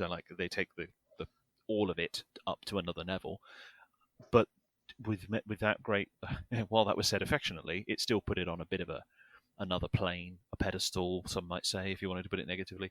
It still put it out there. This, with something like this, I think if it makes it more appealing, how is that a bad thing? Well, both methods can be appealing for two different groups, and that's important. So there is a reputation for Heresy that it is a bit Button County, and we'll talk about the pictures that come up, but Mark 6 Marines were only available at this time, so you should only have these 5 legions at most, probably not many of those other 2. Like, you get those people in, and if you want to be ultra, make sure you get your facts right first. But if you want to be ultra Button County, then yeah, Heresy's a future historical game, and that's cool.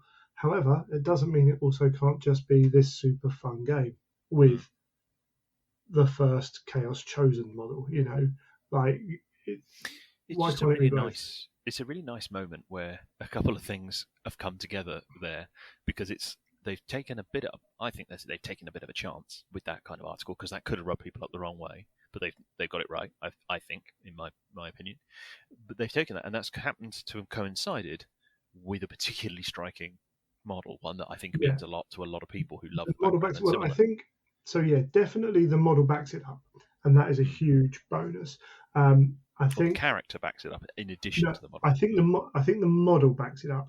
I think the article works with the character anyway, because he is beloved and everything else. So I think there's, like, if this had been an okay model, then it would have just been like, oh, cool. But because the model's really good, it works better. I think the article would have worked for the character anyway. But the fact that you've got all 3 parts, forming the whole, means this got talked about. I still remember it being in the new models seminar when when they put on screen. I think they knew what they had in their hands when they put on screen the Galval back first time, and one of the gentlemen 2 rows back from me full on screamed. Yeah. Not just like, oh yeah, we're not just expecting it. It was a proper real release of like, oh my god, it was just this shout, and I think everyone was seriously impressed, because it was like nothing they'd seen. There's a fantastic couple of images came up. A couple of memes started circulating today of comparing this to some of the old Possessed, unfavorably with the old Possessed in it, certainly. True. That's what I meant. And you see this, so you see that excitement. Yeah, absolutely. It's it's Argyle Tile. People are going to fanboy, and that reaction you get from that scream is because that is a true fan of the character and of the books and everything else. And when you combine, those models are lovely as well. They've aged pretty well. Like, they're not, been out a few years, but they were fantastic models then. They're fantastic models now. They're a beloved section of a beloved book. So when all that comes together, you get that real thing. So so Argotile, the model, as I say, is fantastic. One thing I have seen, if you are newer, the symbol on his chest is not a Thousand Sun symbol. It's the chapter symbol for the serrated sun. They are very similar. So I hadn't even occurred to me. I have seen even like not newbies kind of questioning that.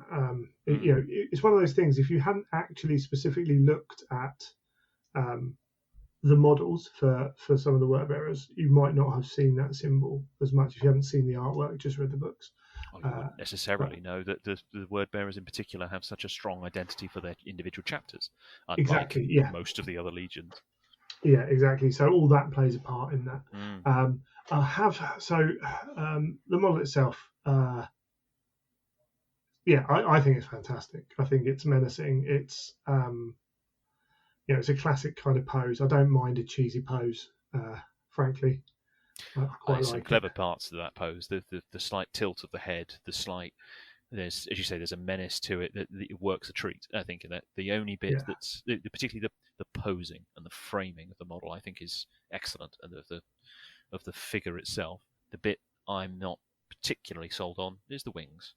I find them to be a little chunky, personally, for that sort of thing. I understand. I'm sure that's why that's the case. Wings are a nightmare, particularly in resin. They're going to be fragile as hell. You've got to have a transport issue. They don't look. I appreciate that no wing, this is a magic demon crazy monster from impossible dimension, so it doesn't need to have wings that can support the weight of a person, let alone a mini tank that a armored space marine is. Regardless, just something artistically, looking at it as an image, I'm looking at it on screen now. Yeah. They feel small relative to what the rest of that character is, and I think you can see why, but it just doesn't quite. There's just a little bit too thick, for want of a better word, and a little bit too small for me. I wonder if there were constraints put upon the design. Indeed, yeah, I think that probably is the case. Because I think you can oversize wings and get away with it. Mm-hmm. If something's got wings that are too big, to a point, you've got more room. I possibly agree with you on that front. Also, I do think the angle of that back wing makes it look a little bit smaller than it is. Yeah. I think it's curving forwards, like Could look the other very wing different is curving absolutely. round. So I think that's there's a a very bit good point. Foreshortening.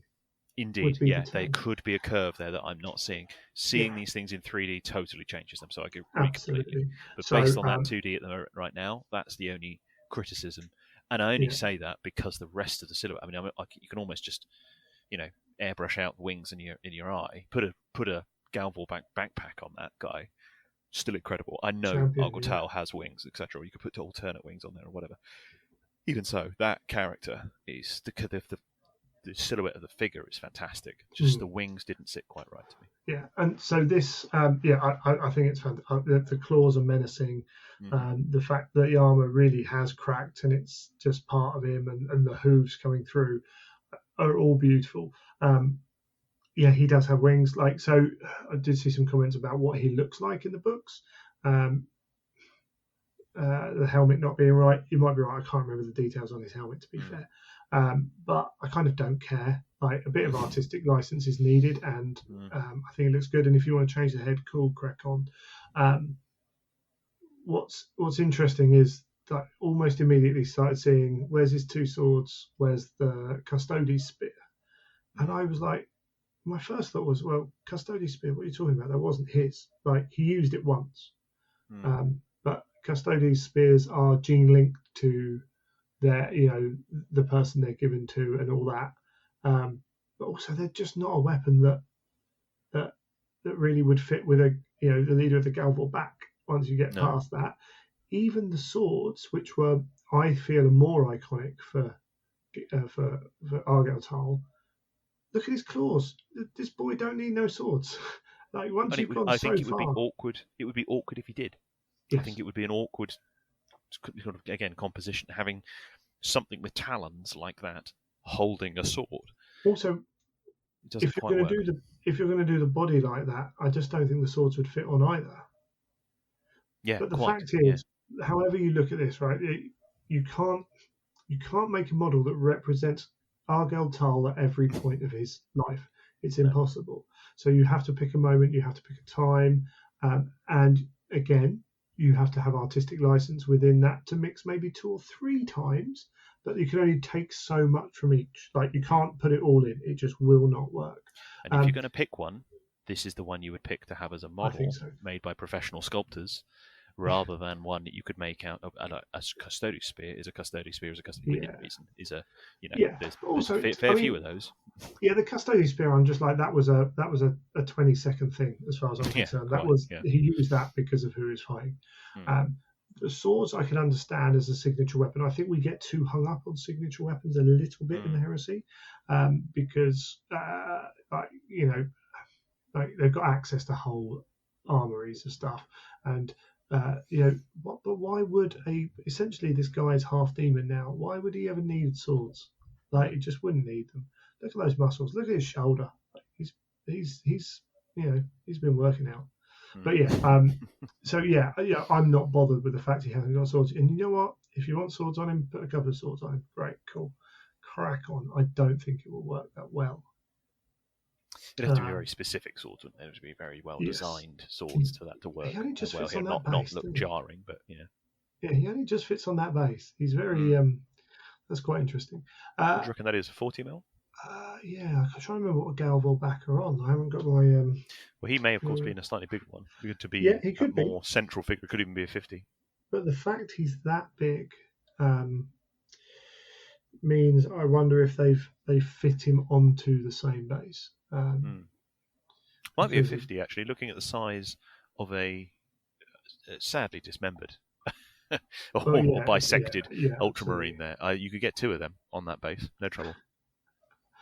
Bless him. One of my favourite Well, comics. if he was standing up with his feet side apart, his feet would be like touching each hoof. So I think it could be on a 32. So a 40 looks about right. I'm just going to jump onto word bearers on the website here, because here we go, Galvor back. Because they're not as bulky, and they are on 40s. Are they on 40s? I'm going to get the information. Must be on 40s. I'm assuming they are. They're not going to be on 50s. 50s were not common. No, for a long time. Oh, it's not going to tell me. That's good. Unlike Games Workshop stuff, where they tell you, the website doesn't. Which I actually use as surprising. I use that as that information a surprisingly large amount of the time. It's amazing how many times I'm like, people are like, what size base is this? Go to Games Workshop and check the article, check the thing. It will tell you. Does it? Yes, it does. But yeah, they must be 40s, and I was pretty sure they were anyway. But and he fills out that 40 in a great way. But yeah, and of course the other issue with this guy, or thing that's cool about him, is he doesn't have any rules. So that leads us to when we looked at Legion Dispatch, and I was like, cool. It looks like they're just filling out gaps in the rule books, but turns out they're not. Although I did put parameters in that to say they might throw the odd thing in. So but this guy doesn't have rules. So obviously when he releases, he'll probably have downloadable rules on the website. But does this mean he's in the next book? And if it means he's in the next book, well, what's the next book about? Or is it just, or is there going to be just an update on, as we've suggested, on the legions, and he qualifies as being an update in that? Almost a little focus on every legion. Yeah, well, I mean, if they change rules, we talked about it before. They will probably have to update rule books, army books. So does he then just get slotted in with new stuff? Are we going to get a campaign book that goes back in time? And we look at, but we should move on because it affects that. That'll capture that. Essentially, we're going to talk about the leaked potato cam images we've seen of what appear to be some Heresy models. Well, we know Heresy models. Feels like a proper leak as well. It is. It's nice to get a proper shaky camera. Yes. Photo rather than someone. I've taken a really good photo, which you do get occasionally. So you get like, I've got a good quality. This is like a proper blurry, good old school leaked image here, like taken on microfiche. I think there's this kind of assumption that any leak like this must be GW trying to squeeze it out there because as their form of marketing. Well, like GW have never done that. Like they don't want to see you see a crap picture online. It is, when it they is show not an image they want associated with their it is brand. not. They are a top quality. They believe they make the best models in the world. Whether you agree with them or not, they believe they do, and therefore it is one of their core mission statements. Indeed. Yeah, indeed. So, but what actually happens is a lot of this stuff. Up until recently, and maybe still, see how long it lasts, it's printed in China. And in these places, basically, people aren't allowed phones in because they can take photos of stuff and put it out there. So when a lot of these photos do get taken, it is from the factory, and it is someone sneaking a camera in and taking photos. And I'm not saying this has happened, but maybe not in China, maybe somewhere else. It could be. I think as they diversify that, I think that could well be the case in any number of different locations. But essentially, that's irrelevant. It's happened at some point, hasn't it? Games Workshop are going to say we don't want anything released of this. So whoever's doing it, whether it's in-house or someone else, there's going to be like rules about, okay, you don't, this is non-release stuff. You don't take pictures of it. You don't let on what you're doing. Someone sneaks a camera in because, whatever they want to be, they want internet acclaim, whatever it is, and they have to take a photo quickly. And that is why they are rarely in focus and they are rarely what you want to see. And it's all a bit, Yeah, it's like some of the old school, really old school codexes or army books came along. People were taking a photo in the back room of a games workshop where one of the managers had it at that time, and they left them alone while they went and made a coffee or something, and went and dealt with the customer. And someone's like, okay, I could be get an out, internet you take your superstar. photos. Yeah, or I can share this with some mates, and suddenly, bang, the thing's exploded. Yeah. Like a really shocking photo of a Stormbird at a Heresy Weekender one year, where a guy's literally running through the room thinking, I've got to get out of here before I get caught. So, it's that. You don't take time to pose it, to get the lighting right, to get the flash off, all that stuff. So that's why we get photos like this. I also think there's I think if you're also thinking more sort of a bigger scale, strategically about it, if you are going to purposefully leak something to capitalize on a hype or a perceived hype of a leaked something or other build hype, now is not the time. They would not have chosen now to do so. No. Given what else is going on in their release schedule right now. Yeah, so Sunday night they've announced that Dominion's out for Age of Sigmar 2-week order window, which means no release is probably announced next week. It will be kept to Dominion and what's going on with that. It's a big release weekend for updating the system for Age of Sigmar. Last year's Indomitus happened during the pandemic. We can do a bit more now. They want to push a game. There's a reason you're not getting anything but Age of Sigmar next week. That's because they want you to buy Age of Sigmar. They also need to make enough, which is a struggle for them with demand and everything else at the moment. So they tend not to muddy the waters when it comes to big releases. And I mean big releases. I don't mean the latest Adeptus Titanicus book. I mean launching Adeptus Titanicus. Are you telling me that's not a big release, mate? Come on. Indeed. So they don't want Heresy cannibalizing sales. No. From Age of Sigmar. They don't want anything. They don't want anything cannibalizing sales. It's all focus on your major products, on your key milestone products. 40K, Age of Sigmar. This is why they it took a long while for GW to give us the previews we get now, because the fear was always Greg won't buy this model, he'll save his money for this model.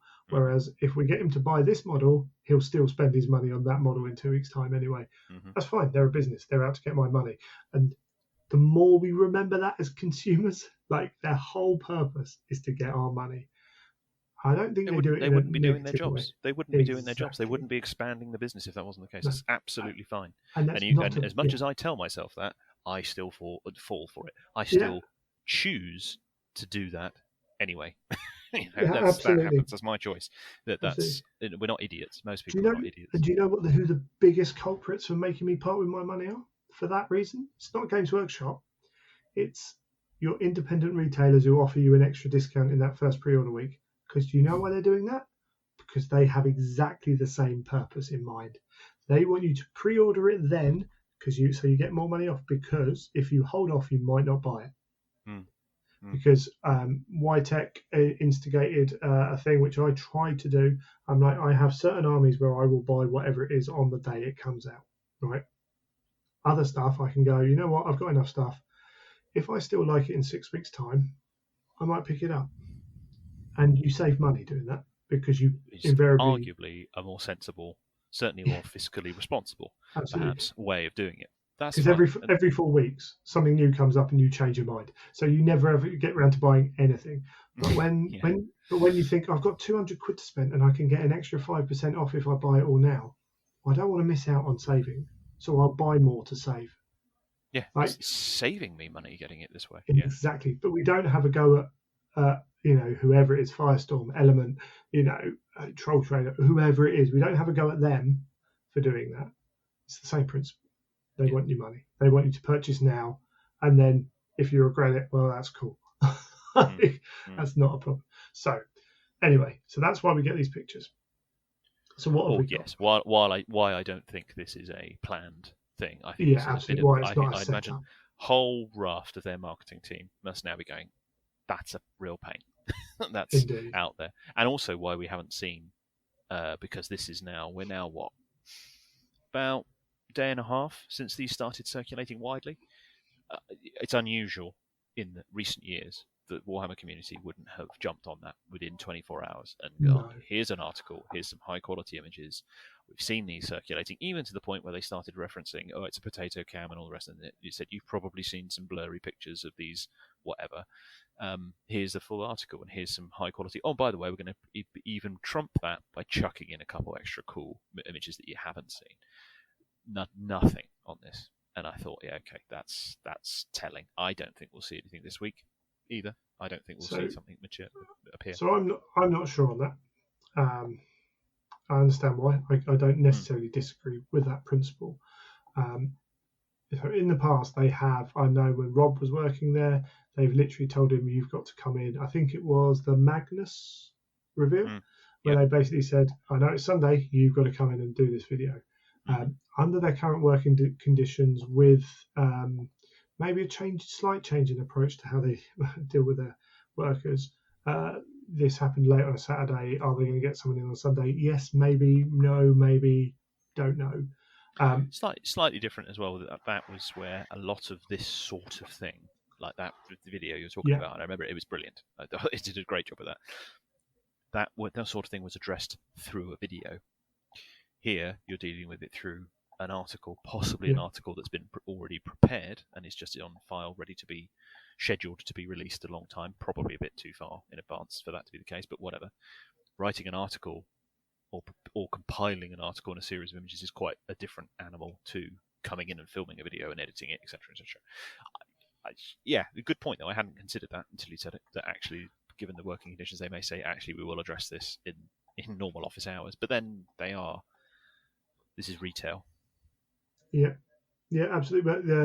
But we're talking about their office where they don't work retail necessarily. They could have people in. I don't know the situation. It's a possibility, and that's all we can deal with. We don't know. Of course, yeah. And you're right. So Age of Sigmar, drawing attention away from Age of Sigmar is not something they want to do for the next 2 weeks. However, this is already out. So it is already doing that job, whether GW address it or not.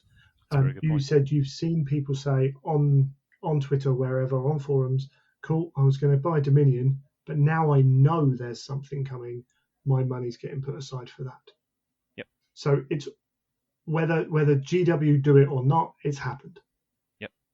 You know what I I'm have doing? seen. You're absolutely right. Yep. I've got element crystals sitting in there. I'm sitting there thinking, what am I saving them up for? What am I saving them up for? Hoping that it might be for Heresy. I've seen this.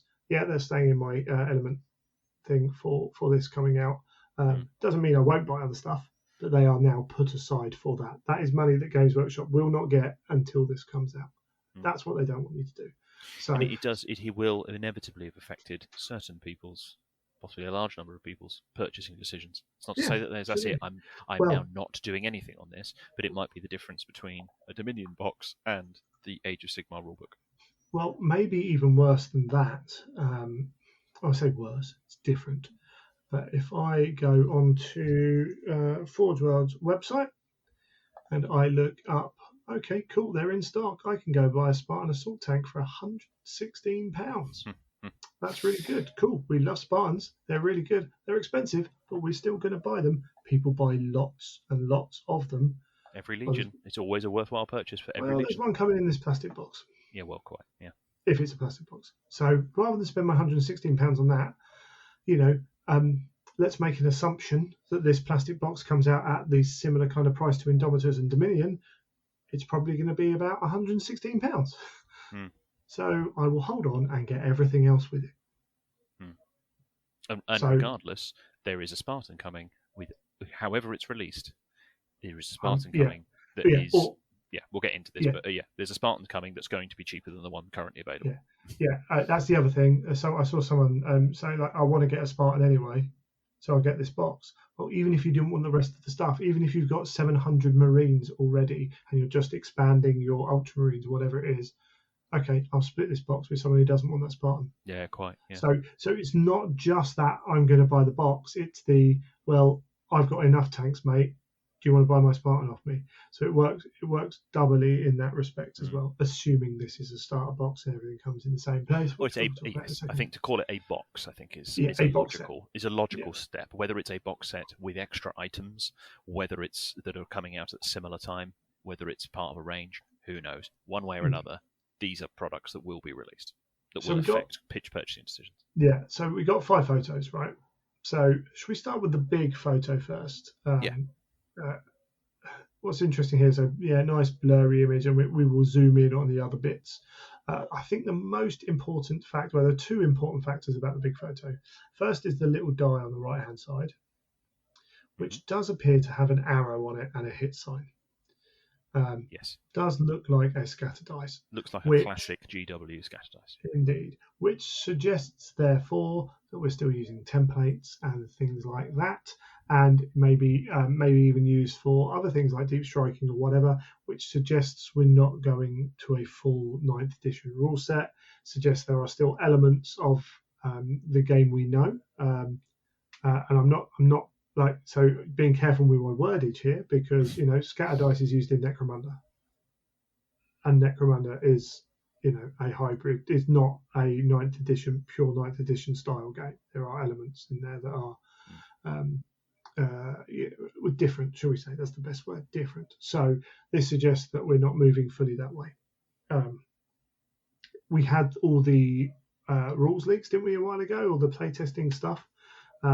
For me, there's nothing here which takes away from any of what we had from that rumor, and it is a rumor. We've got to remember that. And there is stuff here which potentially supports some of that rumor.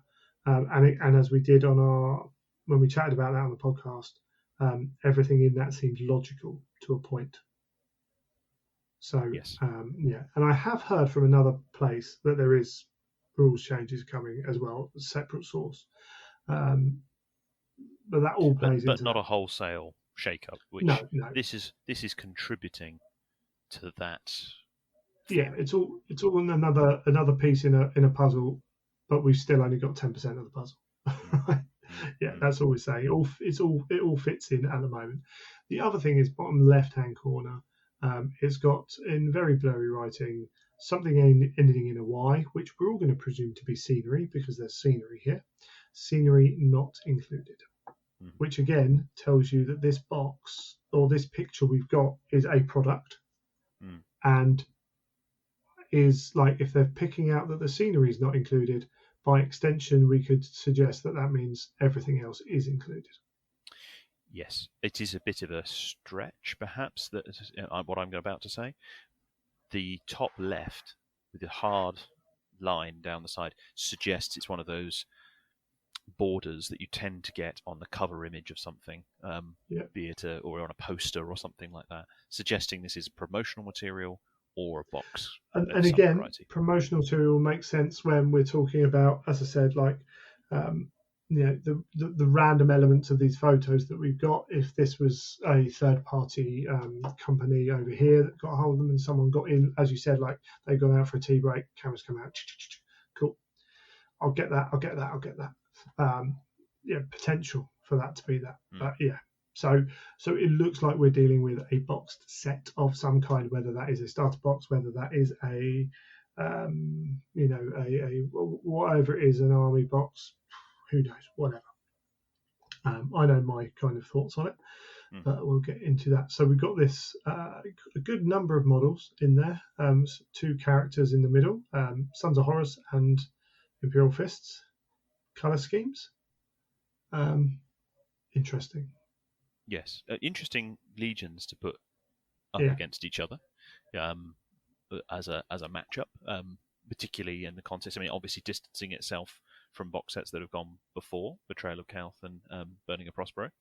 It separates them from that in terms of the forces that you've got involved. Obviously, what is very distinctively Mark VI beaky armour, which is, again, as it's an interesting choice in itself, again, distancing itself, or possibly a nod to being a continuation of that principle where they were moving a new armour mark each time. Interesting choices, interesting. I mean, okay, as is always the way with these things, you tend to read almost too much into things. Interesting scenery choice. interesting base colouring Yeah. and similar. But I mean, it could Yeah. be a neutral brown, but it's Yeah. it's start to think read that- into that. Like, where is this? What conflict is this? I think Is the this brown terror? I think the brown is a neutral thing as much as Yeah, another thing. indeed. Yeah, absolutely, and it works for both colours and everything else as well. Yeah. Um, But it's not an urban background, which you might No. have expected if it had a theme like a Siege of Terror one. I feel like Yeah. it'd be an odd place to jump to, but yeah, a hell of a lot of models though. When you start Cool. comparing it to box sets that have gone before, a hell of a lot. Yeah, of models. real decent spread. So if we jump into the one with the Imperial Fist, where we can see the character in the top left, and the Imperial Fist in the square centre, and then the champion with the power sword and a Volkite pistol. By the looks of it, is that Volkite pistol? I'm trying to look now. The plasma pistol. the Oh, wait, plasma no, pistol. on the character, yeah, some kind of probably a pistol. Oh Could no, be maybe it's something not. a bit Actually, bigger. no. Sorry, that's a storm. I can't No, see. it's a My Volkite. eyes It's a go- Volkite. I It's think it's a Volkite. Volkite. It's got yes, that Volkite sorry, muzzle. I was looking too hard at it almost. Yeah, and then the plasma pistols, the old school, the classic plasma pistols on the two characters down the The bottom. slender one, yeah. So, you're right. So these beaky helmets, lots of studded shoulder pads, which is quite nice. So it's almost like there's elements of Mark V in there, like, which isn't a Mark anyway, because even the character at the top's got studded left shoulder pads.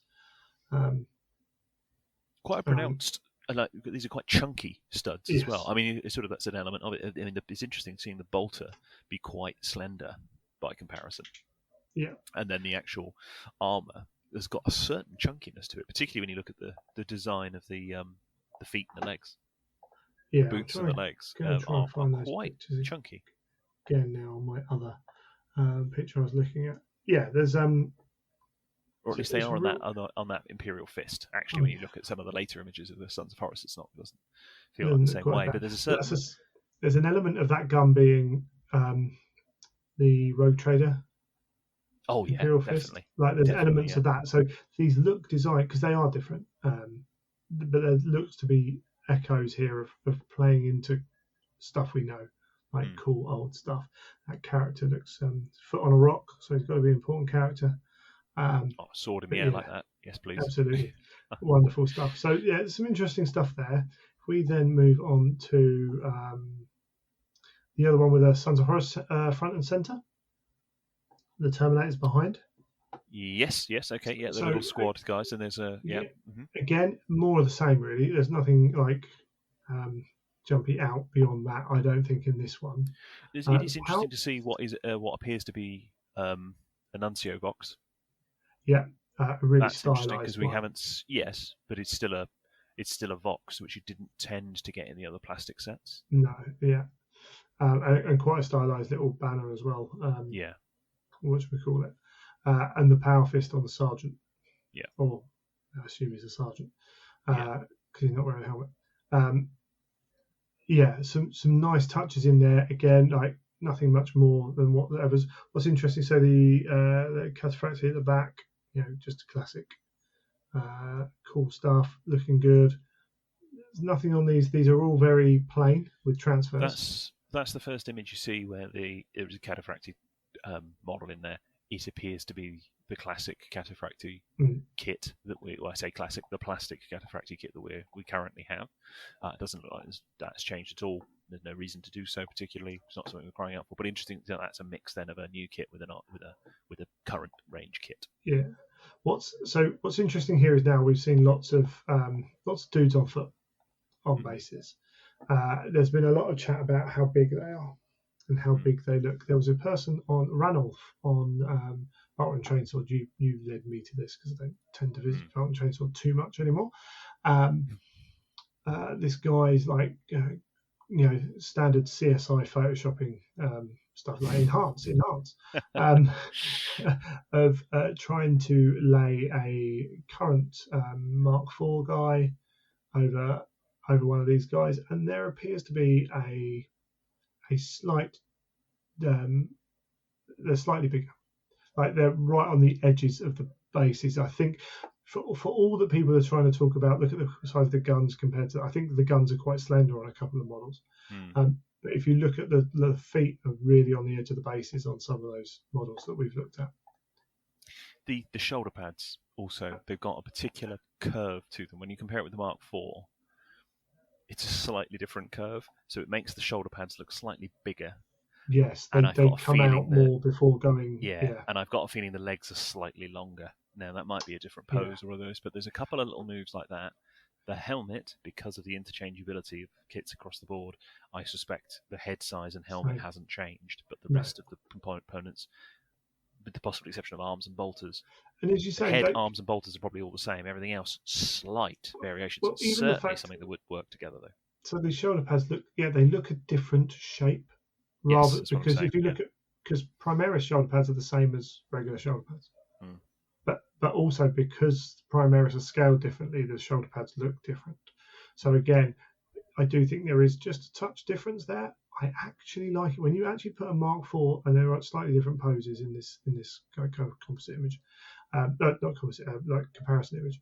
I just like there's something that looks a touch better to me. And I love the Mark IV kit. If there was anything Yeah, in criticism I yeah. had with the Mark IV, it's the legs. The Yeah. legs look short. They look Yeah.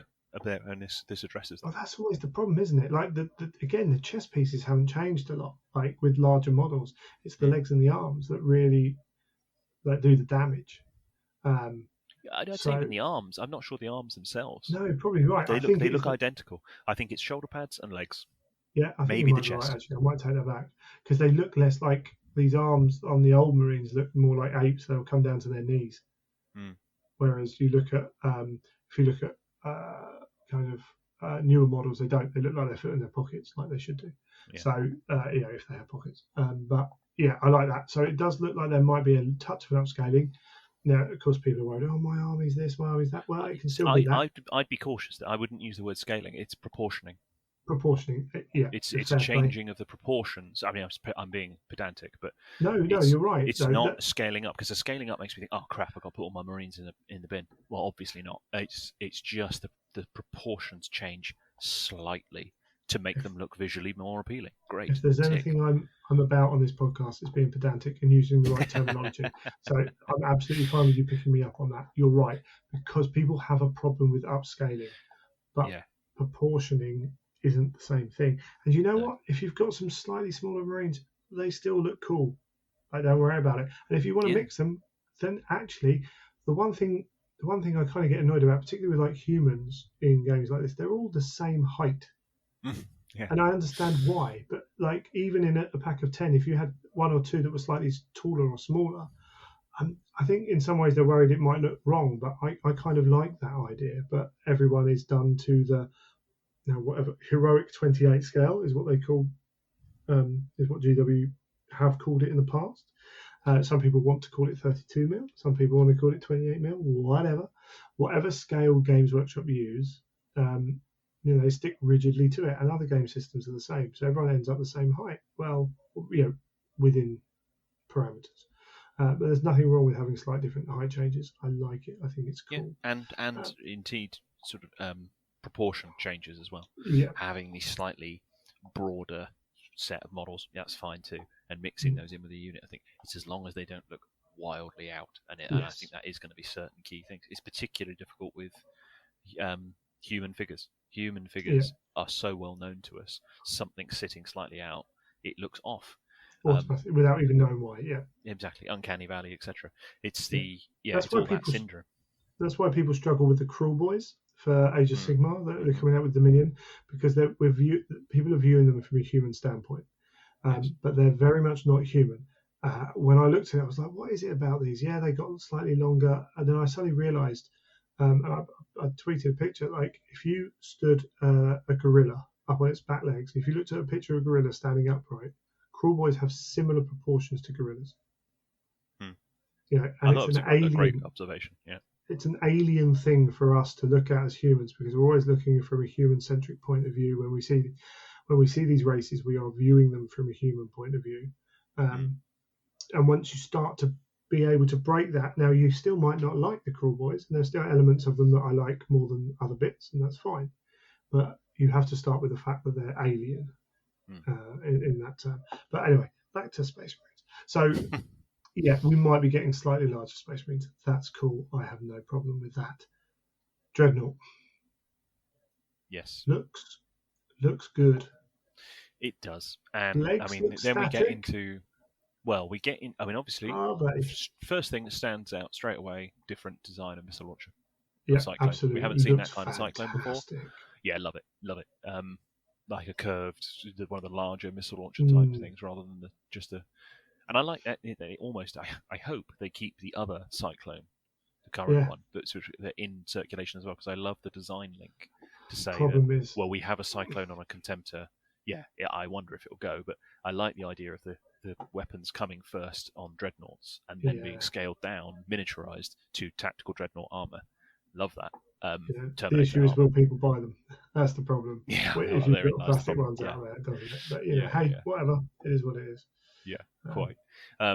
It's. I mean, comparing it with the existing plastic dreadnought, which is still problematic in terms of its static pose. You can do things with it, but assuming even if this is a static pose or a mono pose model, it looks like you could attack it and do other things with it. You could twist the waist quite easily. You do whatever depending on how the model itself comes together. But autocannons always look cool on a Contemptor. Yeah, they do look cool. How many you will keep the autocannons is a different matter, but they do look absolutely cool. It's a cool option to have, and same with the head somehow looks right as well. It looks sort of set within them, whereas I seem to remember the other plastic one, it sits slightly awkwardly because it's so embedded in the kit because of the way because of the plastic technology available at the time. Hopefully, it's a multi-pose. Who knows? Yeah, who knows? And there's been some discussion about that. I couldn't tell you, but either way, it's another cheap. You know what? The Betrayal of Count Dreadnought's not great, but it's not terrible. Like, and as you say, you can work with it. Yeah, you can work with it, but I think this will be easier to work with regardless. Yeah, or you can leave it as is if you really want to as well, which is something people tend to forget. And then we get a picture of a Spartan. Star of the show in many ways. Indeed. So this Spartan, just a normal Spartan, except it's probably not. So and then you get into the enhance moment. Enhance. Yeah. Indeed. So we're looking at so what people are pointing to here is the people want to call them rivets or nodules or whatever. Studs. I've heard them referred to as studs. Some have heard them as rivets. Who knows? On the tracks, yeah. So this suggests that it's a new kit. And because it's in a box or as part of a collection of photos where it says only scenery is not included, we can make an assumption, a leap of logic, that it is plastic, which is a mega surprise. But if, when you talk about Heresy kits that could sell enough to be made in plastic, dreadnoughts, so, any dreadnought pretty much. Spartan's a pretty popular piece of kit. Yeah, it is. And if you want some 40k players to have a new cool tank, why not? It's a hell of a bold choice, though. I mean, to go with this and not a Proteus Land Raider. Not but they're go, already, you could argue a Rhino, currently in production, possibly direct only, not sure. Obviously, it's not the right mark of Rhino. Technically, the Demos Rhino is the one you'd be after. You could argue, but it's not, though, is it? The Mars Rhino is absolutely fine. Absolutely right. Absolutely. I prefer it for my own. The Demos Rhino is the one that the purists like more, and some people say it looks better, and that's fine, cool. But you've already got a Mars pattern Rhino out there. Why do you need another plastic one? Because it's just gone direct only. Cannibalize scale. He says. I say it's a very bold statement. Let me check that. But even if it's direct only, it's very available. Fair point. It exists. Yeah. So it exists. So again, why cannibalize that market? Sakaran, cool, but not a transport. Cool, but not a transport. And this is the thing, right? So under the current rule set, you could easily have 3 or 4 Spartans in an army. You could have 3 or 4 Sakarans. Less common, I think. But for close combat armies, you can have Spartans. Even for non-close combat armies, you can still be putting Spartans in because they do a job for you in that respect. I'm still a little bit surprised. But also, we mentioned something offline that I thought hit me. If we can have, because there's some talk about Leviathans going plastic, which, because it's a dreadnought, I wouldn't be surprised if it did at some point. And they are popular and they're good in 40k as well. But you take that Spartan off the resin. They sell a lot of Spartans, so to become plastic, you have to sell a lot because you have to be able to make that money back. And we all know plastic is all about the tooling up front costs. They sell a lot of Spartans. Make it plastic. Will you sell enough? Possibly, probably. You also then take that weight off of the resin production, which can be used for other stuff which you're struggling to keep up with. So there is, there's a form of logic, whether it's right or not. Of course, this is me sat in my front room, coming up with business strategy and ideas for Games Workshop. So take that with as much salt as you want. But it is definitely a surprise to see something, a model of that size and presence, be popular and always recommended as something for someone who's I want to start in Heresy. I want to have a Heresy army. Well, it's something that's always recommended. It's still to me a surprise for a boxed set, particularly to include in a box set, to go for that over something like a Proteus Land Raider. Or I was completely wrong earlier, by the way. The Rhino is still main line; it's not direct out. But regardless, it's to see your point about Demos. Absolutely accurate. A Spartan is a highly popular and iconic thing. Is it more iconic? I argue it could be more iconic than the Proteus Land Raider in terms of its current position. I think it is Heresy. now. Yeah, I think it is. How many people do you know who own a Proteus Land Raider?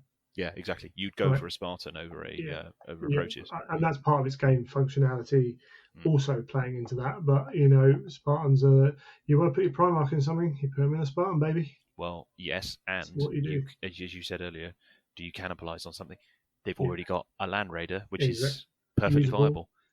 Or here's a different variant Land Raider. You're not going to bring out variants before you bring out new hulls. And the Spartan is Heresy. If you say Heresy vehicles, it won't be long before one of the first three people is going to say Spartan at you. Because it's iconic within the Heresy setup. How many other vehicles share the Spartan hull? 3? Cerberus. Blimey. What's the heavy artillery one? Is it the quad one? The Typhon? Typhon, Cerberus. I think that's it. So there's 3 models. Is it? There. Yeah, because the other one I'm thinking of is the one with the quad launchers, Land Raider, isn't it? Yeah.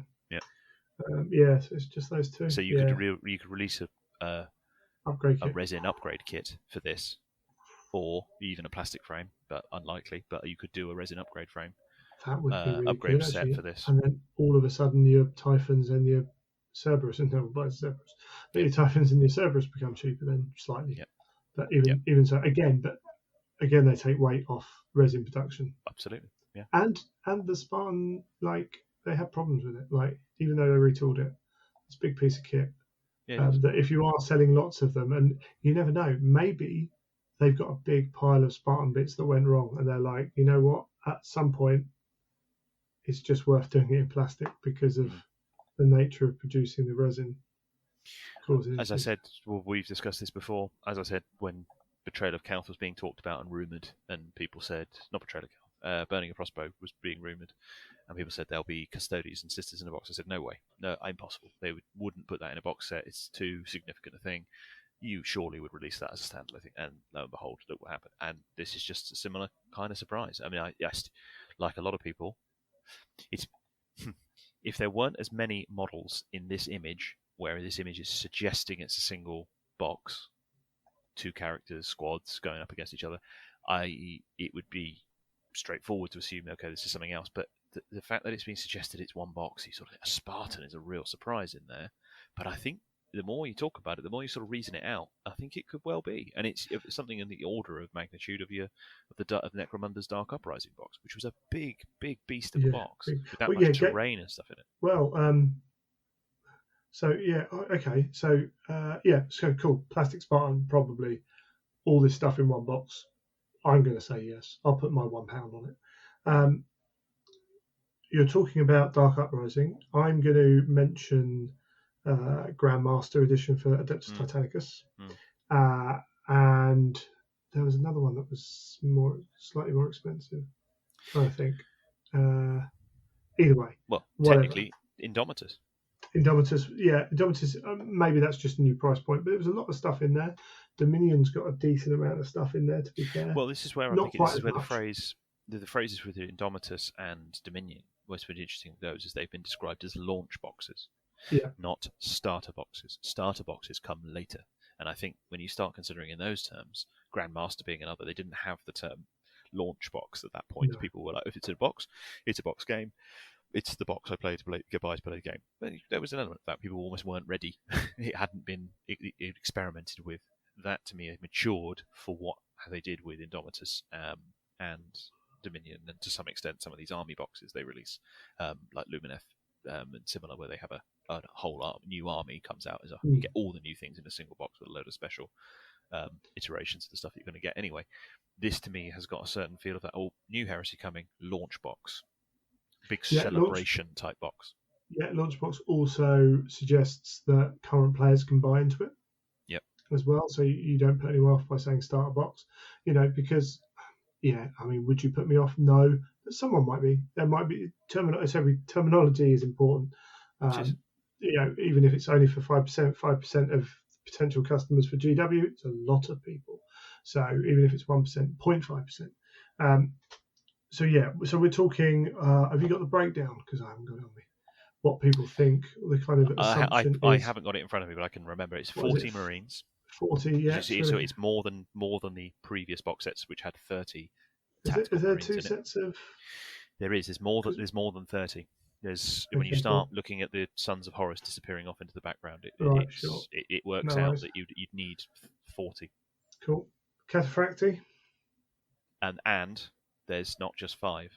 Again, there's at least 8 in this image. Right. Okay. Cool. Yeah. Contemptor. Yep. 2 characters and a Spartan. And those 2 characters, the Sons of Horus character, or the character that is painted as a Son of Horus here, looks to be bigger than the other. So perhaps a Terminator scale. Yeah. Who knows? The others appears to be power armor. That kind of scale with all the gumph around him, whatever that is. And as you say, that Imperial Fist character doesn't seem to have any Imperial Fist specific markings on him, which is sensible to do, because I think that when you look at Prospero, you see how many people sell their Aramans and their what do we call him with that, because they don't. But you see the odd one from Betrayal at Calth, but nowhere near as many on the market. And those characters sell for $5 at most. And those characters from absolutely, the Legion specific characters and the characters from Betrayal at Calth are frequently converted into as the basis of characters for any Legion. Absolutely, including these. Some of those are quite challenging conversions into other things. It's just easy to use for other Legions. Those 2 facts again of these, we see Forge World providing Legion specific stuff. The fact that this does look to be fairly generic, and they're able to be attributed to what all plays into that box set, whatever it is, whatever kind of what term they want to use for it, all plays into that as well.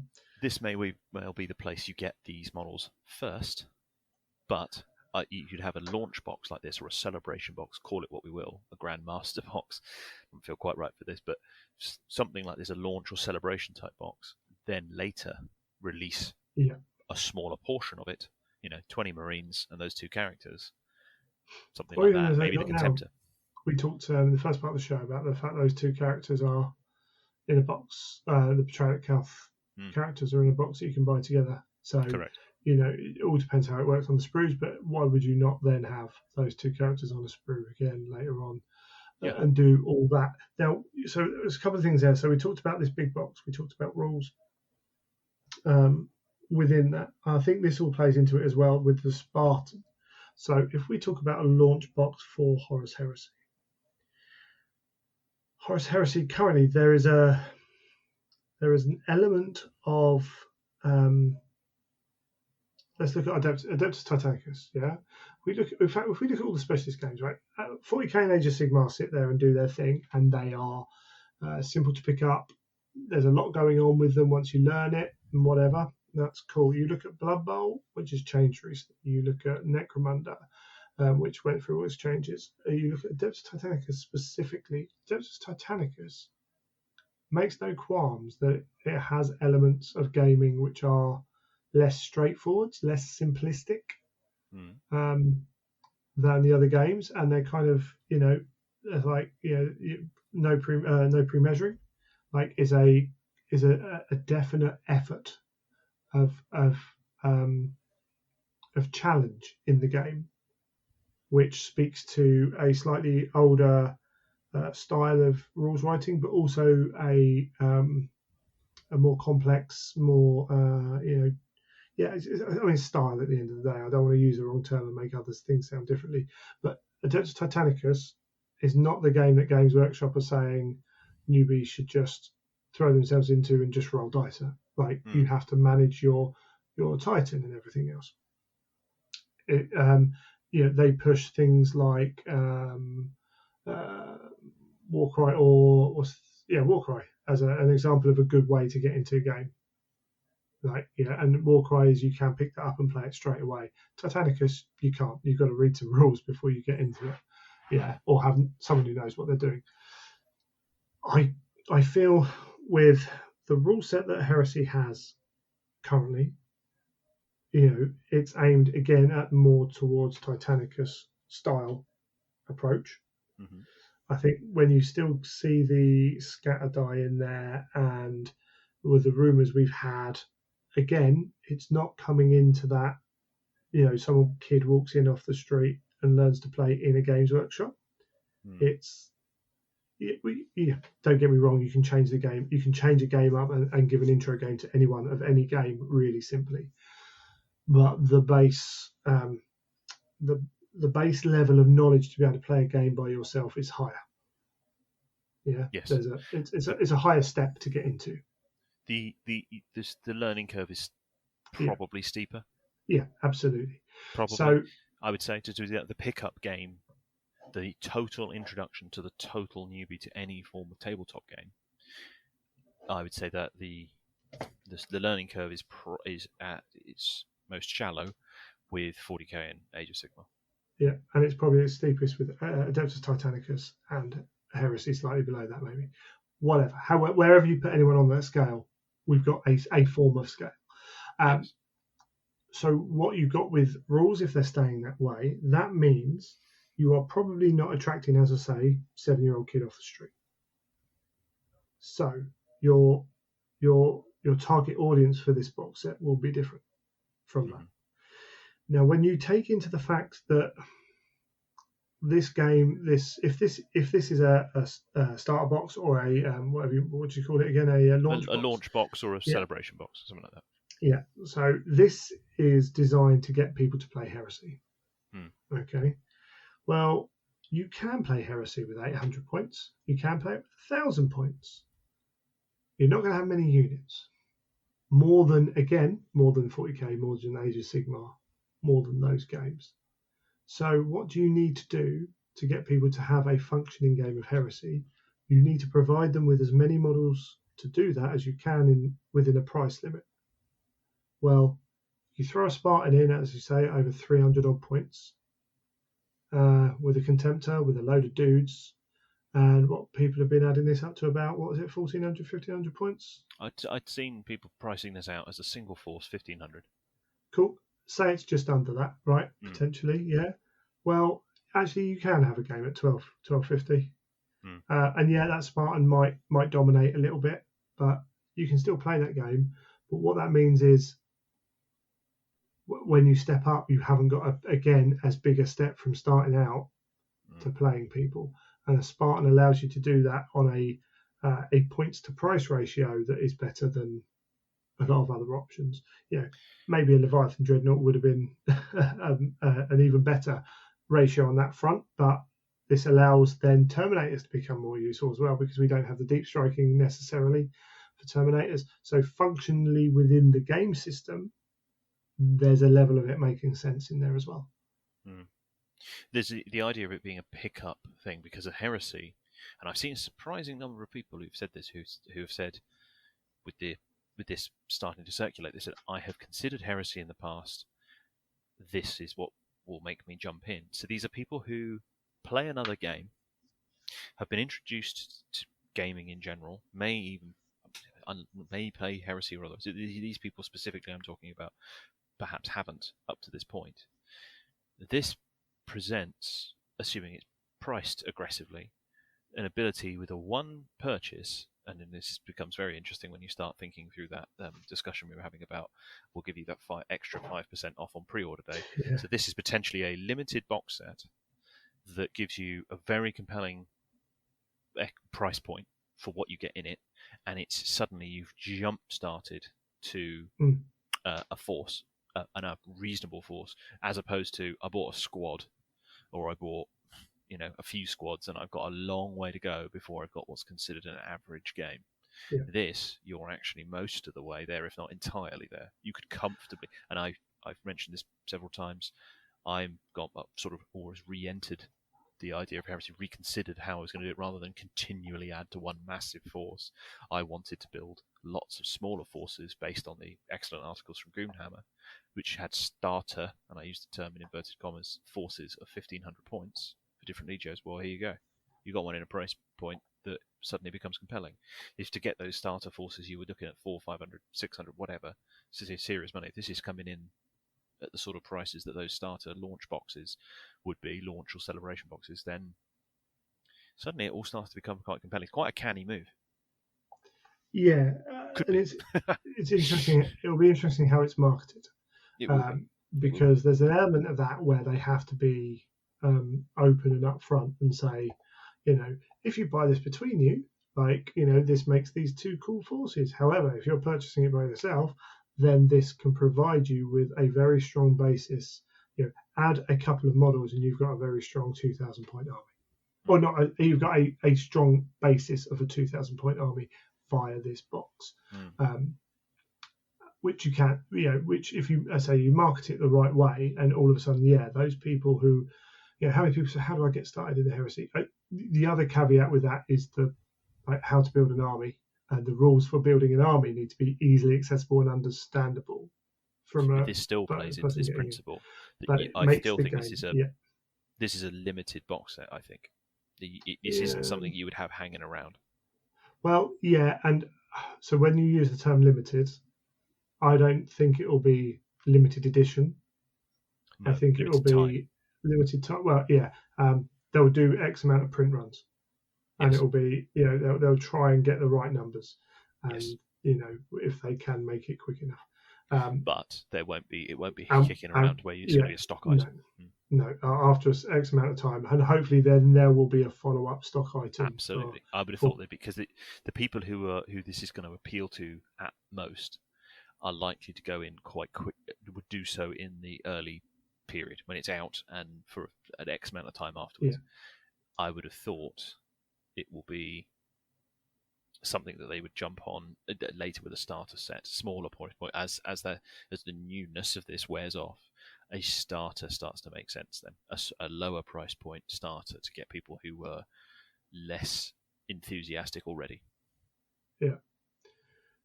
So and that's it. So it's one that the marketing has to get right, but it's another piece in the puzzle of allowing people to jump into a game which they struggled to get past that first step.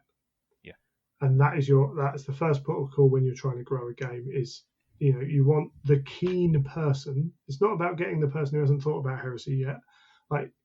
We still need to get to the people who want to look at Heresy but are put off by getting into it.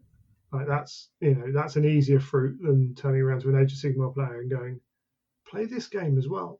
You can do it, but if you've already got someone interested, then it's so much easier. So, it will, and I absolutely think it will do that, as well as everything else that hopefully will come around it and what we're seeing. It's an interestingly bold, if this is what's happened, and I think it's all a very interesting proposition. If this is pitched as a single box, it's a really interestingly and I think quite bold move to do, and in a positive way. The idea of saying, actually, this is appealing to a different group of people, a starter set or something like that, which is what everyone has been clamouring for. Actually, we're going to go a slightly different route. We know how this is going to be very popular. We're going to release a really big, chunky box to start with, and follow that up with a starter set. That's quite a cool move. Yeah, if that's what they're doing, who knows? Who knows? Um, Yeah, who knows? Yeah. but it's cool. But essentially, that's how I'll be marketing it to friends who are thinking about Heresy. I'll be like, well, this is your box, mate. This gets you most of the tax squads you might ever need. Plus, you're going to get a couple of cataphracti squads in there. Spartans, like, you can use them all day long if you want. Dreadnoughts are never bad. Crack on. Yeah. Like that is a strong basis to be able to then decide where you're going with what you're doing for your army. Because also, if you decide to go one way and then go, actually, of course, done that enough, you've still got a basis to go a different way afterwards. Yeah, it's a not core from which you can pivot. Yeah, agreed. Yeah, absolutely. So, I as a bloke who's trying to get people to pick up the game, obviously rules are going to be a major factor for some people, and that's fair enough. They are what they are. But if I've got the ability to turn around to someone and say, this is the game you want, and as you say, right, so full plastic set like this, I'm trying to think how many models were in Indomitus. A decent amount, weren't there? 100? Yeah, that's a good question. Yeah. I'll look that up. Is this equivalent to an Indomitus set? The Spartan kind of shifts the scale a little bit. It makes it harder to judge. So Indomitus was what, 120? It was just under 125 quid, was it? I think, wasn't it? 125. So yeah, you take 20% off or what for your third party, something like that. Say this comes in at 130. Like, if this came in at 130, it might not. That's a fantastic. I can see it. I could see it 150. Yeah, I mean, that's an extra 15 quid potentially, but then you're starting to get to that point where it's 150. 125 to 150, 25 quid jump is. Yeah, but what was Dark Uprising? I cannot remember. I bought it, but I can't remember. Okay, I wish I could find somewhere that just told me how many models were in the set. That is a really interesting question. Yeah. It should do on the problem is it will probably do that on the sales thing, which is probably not available anymore. No, exactly. So you get into everything I'm seeing here when I was there. People look up stuff on the internet, as we said before. It isn't very. Yeah. I think it might be 61. In which case, this is a lot more. Okay. In which case, yeah. There were some bigger Necron stuff in there. I sold my Necron stuff. Yeah, there was, but they're not. There's a big walker that's kind of the equivalent of a dreadnought, kind of. You got bikes in there, and you got some quite big, chunky marine characters. But if these are multi-part, it's really, really interesting to see whether these Mark 6 are multi-part in the same way that the Mark 3s and the Mark 4s are. I think it's logical that they would be, or at least be in part would be. So perhaps shoulder pads, heads are different, so you can use those. Yeah, maybe torsos, but probably short shoulder pads and heads, and therefore arms. There's no special weapons shown in these images. Now that might be because they're showing them off as Legion tactical squads. It might be that they're it's a power weapon. Oh, I mean special extras, weapons, as in I mean like flamers, sure, melters, etc. So I think in Dark Uprising was 170, 175. It was 140, I think, through element. Okay. So that 175 sounds about right. Quick maths off the top of my head. You got a lot of terrain in that, though. You did, but I mean that Spartan is going to be what, 4 sprue? Is it equivalent to the Spartan? It's just the numbers of sprues. So maybe 150, maybe 150. I mean, it'd be nice if we write this down and try and see if we're getting closer. Maybe 140 would be a good price for it. 140 would be a good price. 150, I can see that. Start going above 150. I think that's going to start to go. But I mean, all of that, even at those prices, when you got with that stuff in there. Yeah, exactly. So, and this is the thing, isn't it? Because you're actually comparing it to Mark IV, because they're in plastic, aren't you? So Mark IV Space Marines are £30 for 10. So there's 120 quid there, right? That's what we're Terminators assuming, are what, 40 quid a box now? Cataphracti are 40 for 5. Yeah. Is that right? Yeah. Yeah, so another 80. So that's 80, so that's 200. Two characters. Couple of characters, 20 quid a piece. 20 quid. Well, in the clan pack, are they 40 quid? As I mumbled my words. Those two. Yeah, okay. The Heresy characters. Think Good of it point. like I can't remember what they're called now. Heroes of the Imperium, I believe. Space Marines HQ. Let's do it that way, shall we? HQ, because there's only 25 options anyway. Let's try. Skim through that. He says. There we go. Space Marine Heroes, £30 for 2. £30 for 2. So let's call that 30. Yeah. So that's 230. Dreadnought. How much is the? Well, he's available on his own now. Contemptor is 35. Yep. So that's 265.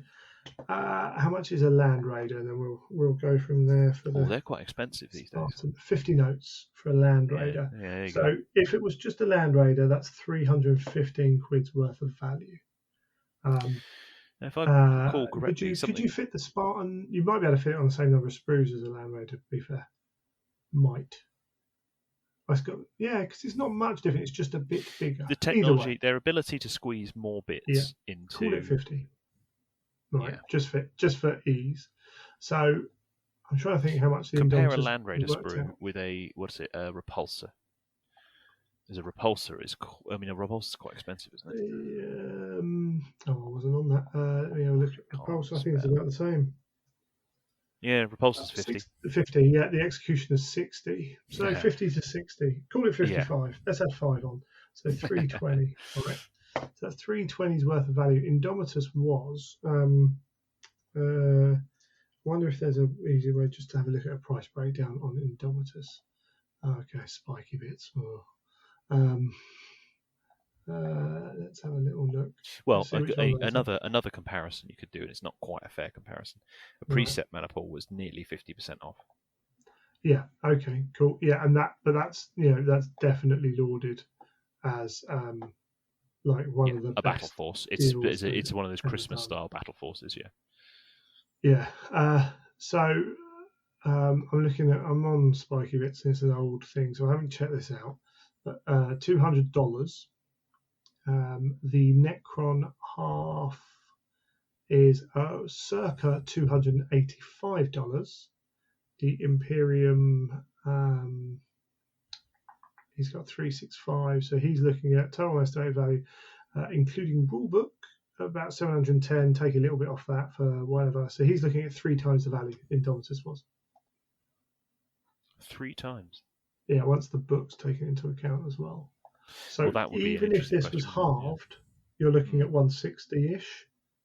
If you're looking at this is a big box set rather than the preset, which is a Christmas release, which they know is going to be picked up, the precept wasn't to get people into the game.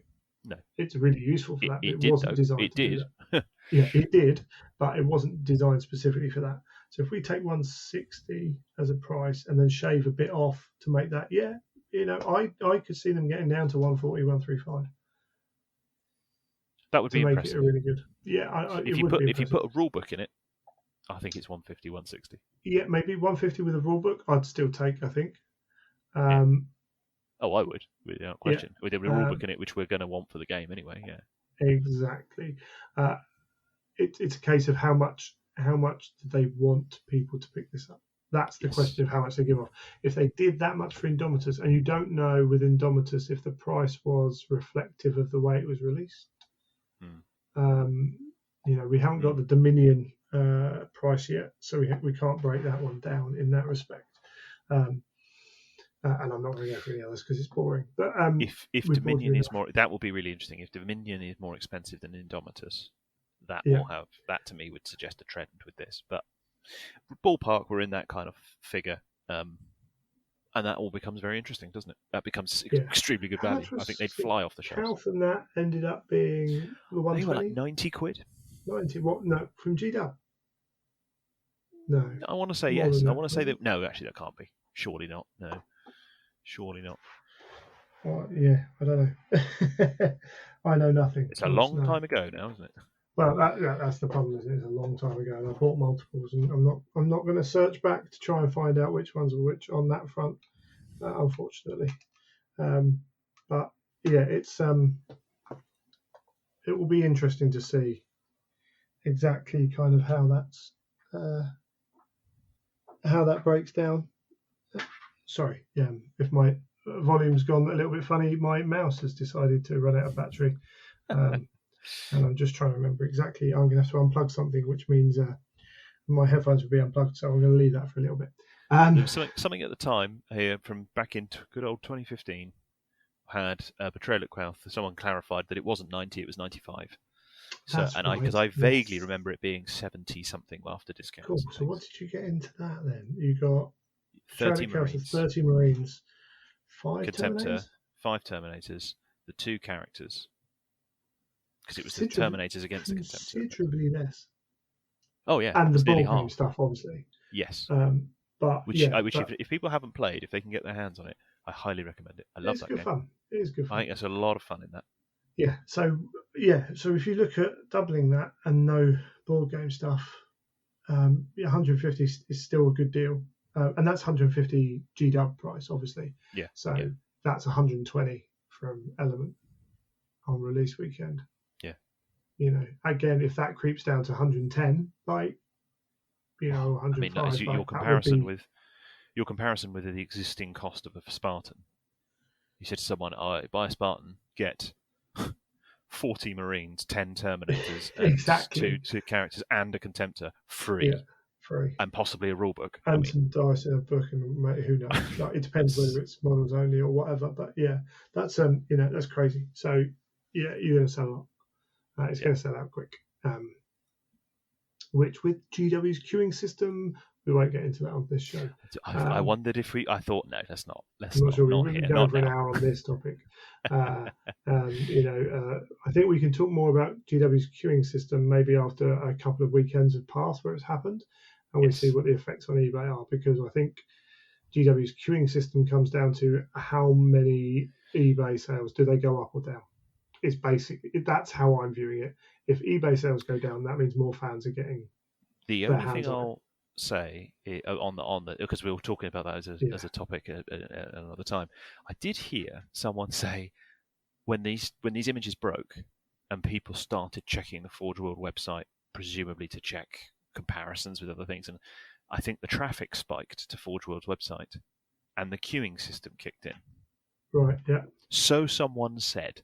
I mean, trust rumors on internet says it's ludicrous, but that would be interesting if it is purely a traffic-based thing. But yes, the step and why it's been introduced is for exactly the reason you said, I suspect. Yeah, which is interesting. And again, I think they should start selling books via Black Library if they're going to do that, because if you want to get onto Games Workshop to buy your toys, whilst they're releasing Warhawk, you know what? You're going to be stuck in a queue. But I think we can talk about that another time. But yeah, these plastic, this show's been all, all conjecture and us trying to logic stuff out, which could be proved completely wrong. But it's been a fun exercise on my part. I know that much. I'm excited. I think this just shows the level of excitement. I know the level of excitement I got when this appeared on my phone midway through Saturday, and then seeing the entirety of the community explode. And when we've been sort of thinking, right, what are we talking about now? Now, Legion Dispatch has been great for that, to give us some quite consistent new things and quite exciting, like meaty things to talk about. But when this dropped, boom. What a time this is! Indeed, it's quite funny. I was actually playing cricket, and as a result, I saw the pictures briefly while I was flicking through. I didn't have time to look at this. And that was mid-afternoon, late afternoon. And then we had to go shopping after, so I didn't get back until like 20 past 10. Then I'm trying to feed through everything that's happened that day. And it's like, oh my word, what have I missed here? But yeah, exciting stuff. I say when housed with all the other stuff we know and some other stuff that I've heard, but I'm not going to repeat here because of the nature of what it is and how reliable, and in some cases how reliable, in some cases what is exciting. It's quite funny watching all the naysayers like start to change their mind. Like, and we talked about how like it's clear something's happening because you don't start Legion Dispatch, blah blah blah blah. Not to go everything on that show, like they're not dumping this game. Well, this is proof, and all of a sudden people are like, oh yeah, they quickly turn tail and jump back on it. And part of me wants to be like, hold on, mate, hold on, you said it, but that does no good. Like, Yeah, So there's no positivity in that. So why? Nothing good comes from that. No, You know what? absolutely If we've got more people talking positively, that's a good thing as a whole. Let's try and keep going with it, no matter how much you want to say. I told you so. That has rarely ended well, has it? Exactly. I just think Short-term that gains. with these things, these images coming out, I find a rumor like this starting to. It's more than a rumor, isn't it? A leak like this is inherently exciting, but it's going to be even more so when they bring out the real stuff. I mean, first step is GW's response, like when that is and what that is, and then as we go on from there. And I will just say, like, we could be still some way off this coming out.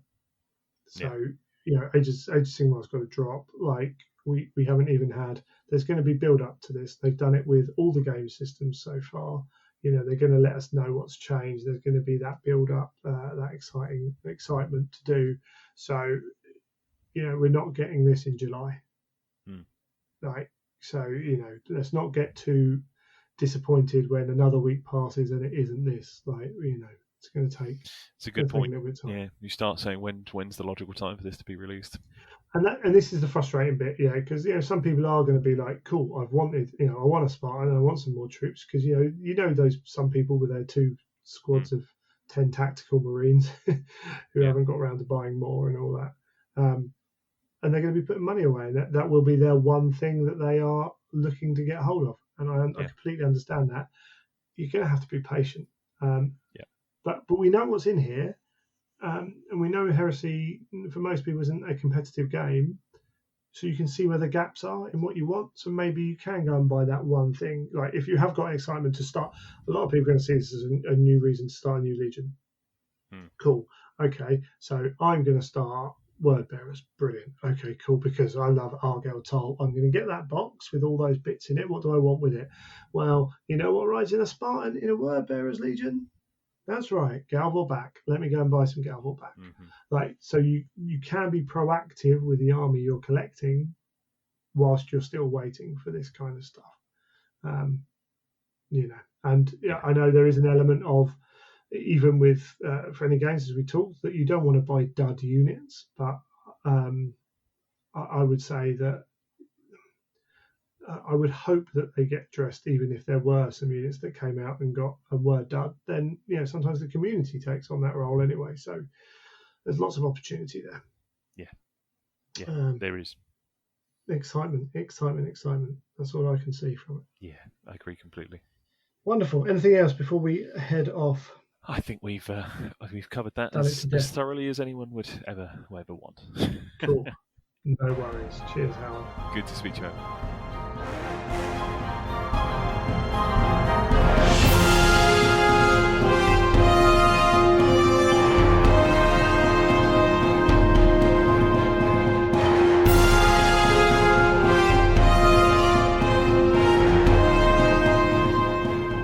Well, you've made it to the end of another episode of The Imperial Truth. Thank you for bearing with us. Having talked at the start of the episode about sound quality, obviously something was wrong with the mic in the second part. I think I know what it is. I'm really sorry. I will try and get better. I will try and make sure everything's right. Basically, I think I was talking over the top of the mic.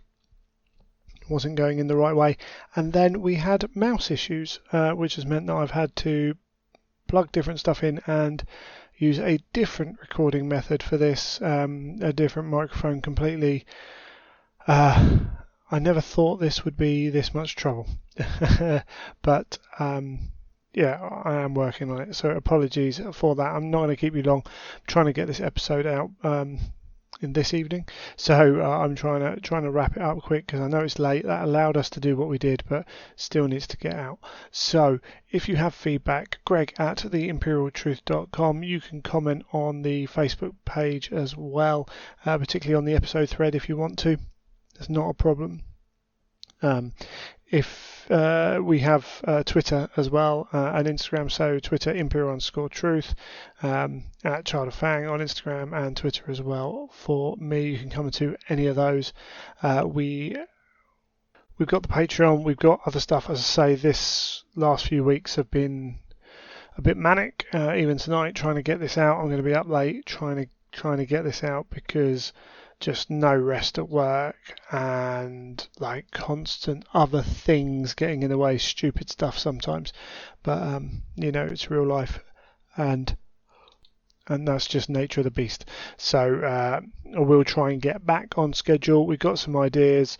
I want to try something out next week. I am just trying to get hold of someone to go with on that, and then all this latest news has kind of changed maybe how we approach stuff in the next few months as well.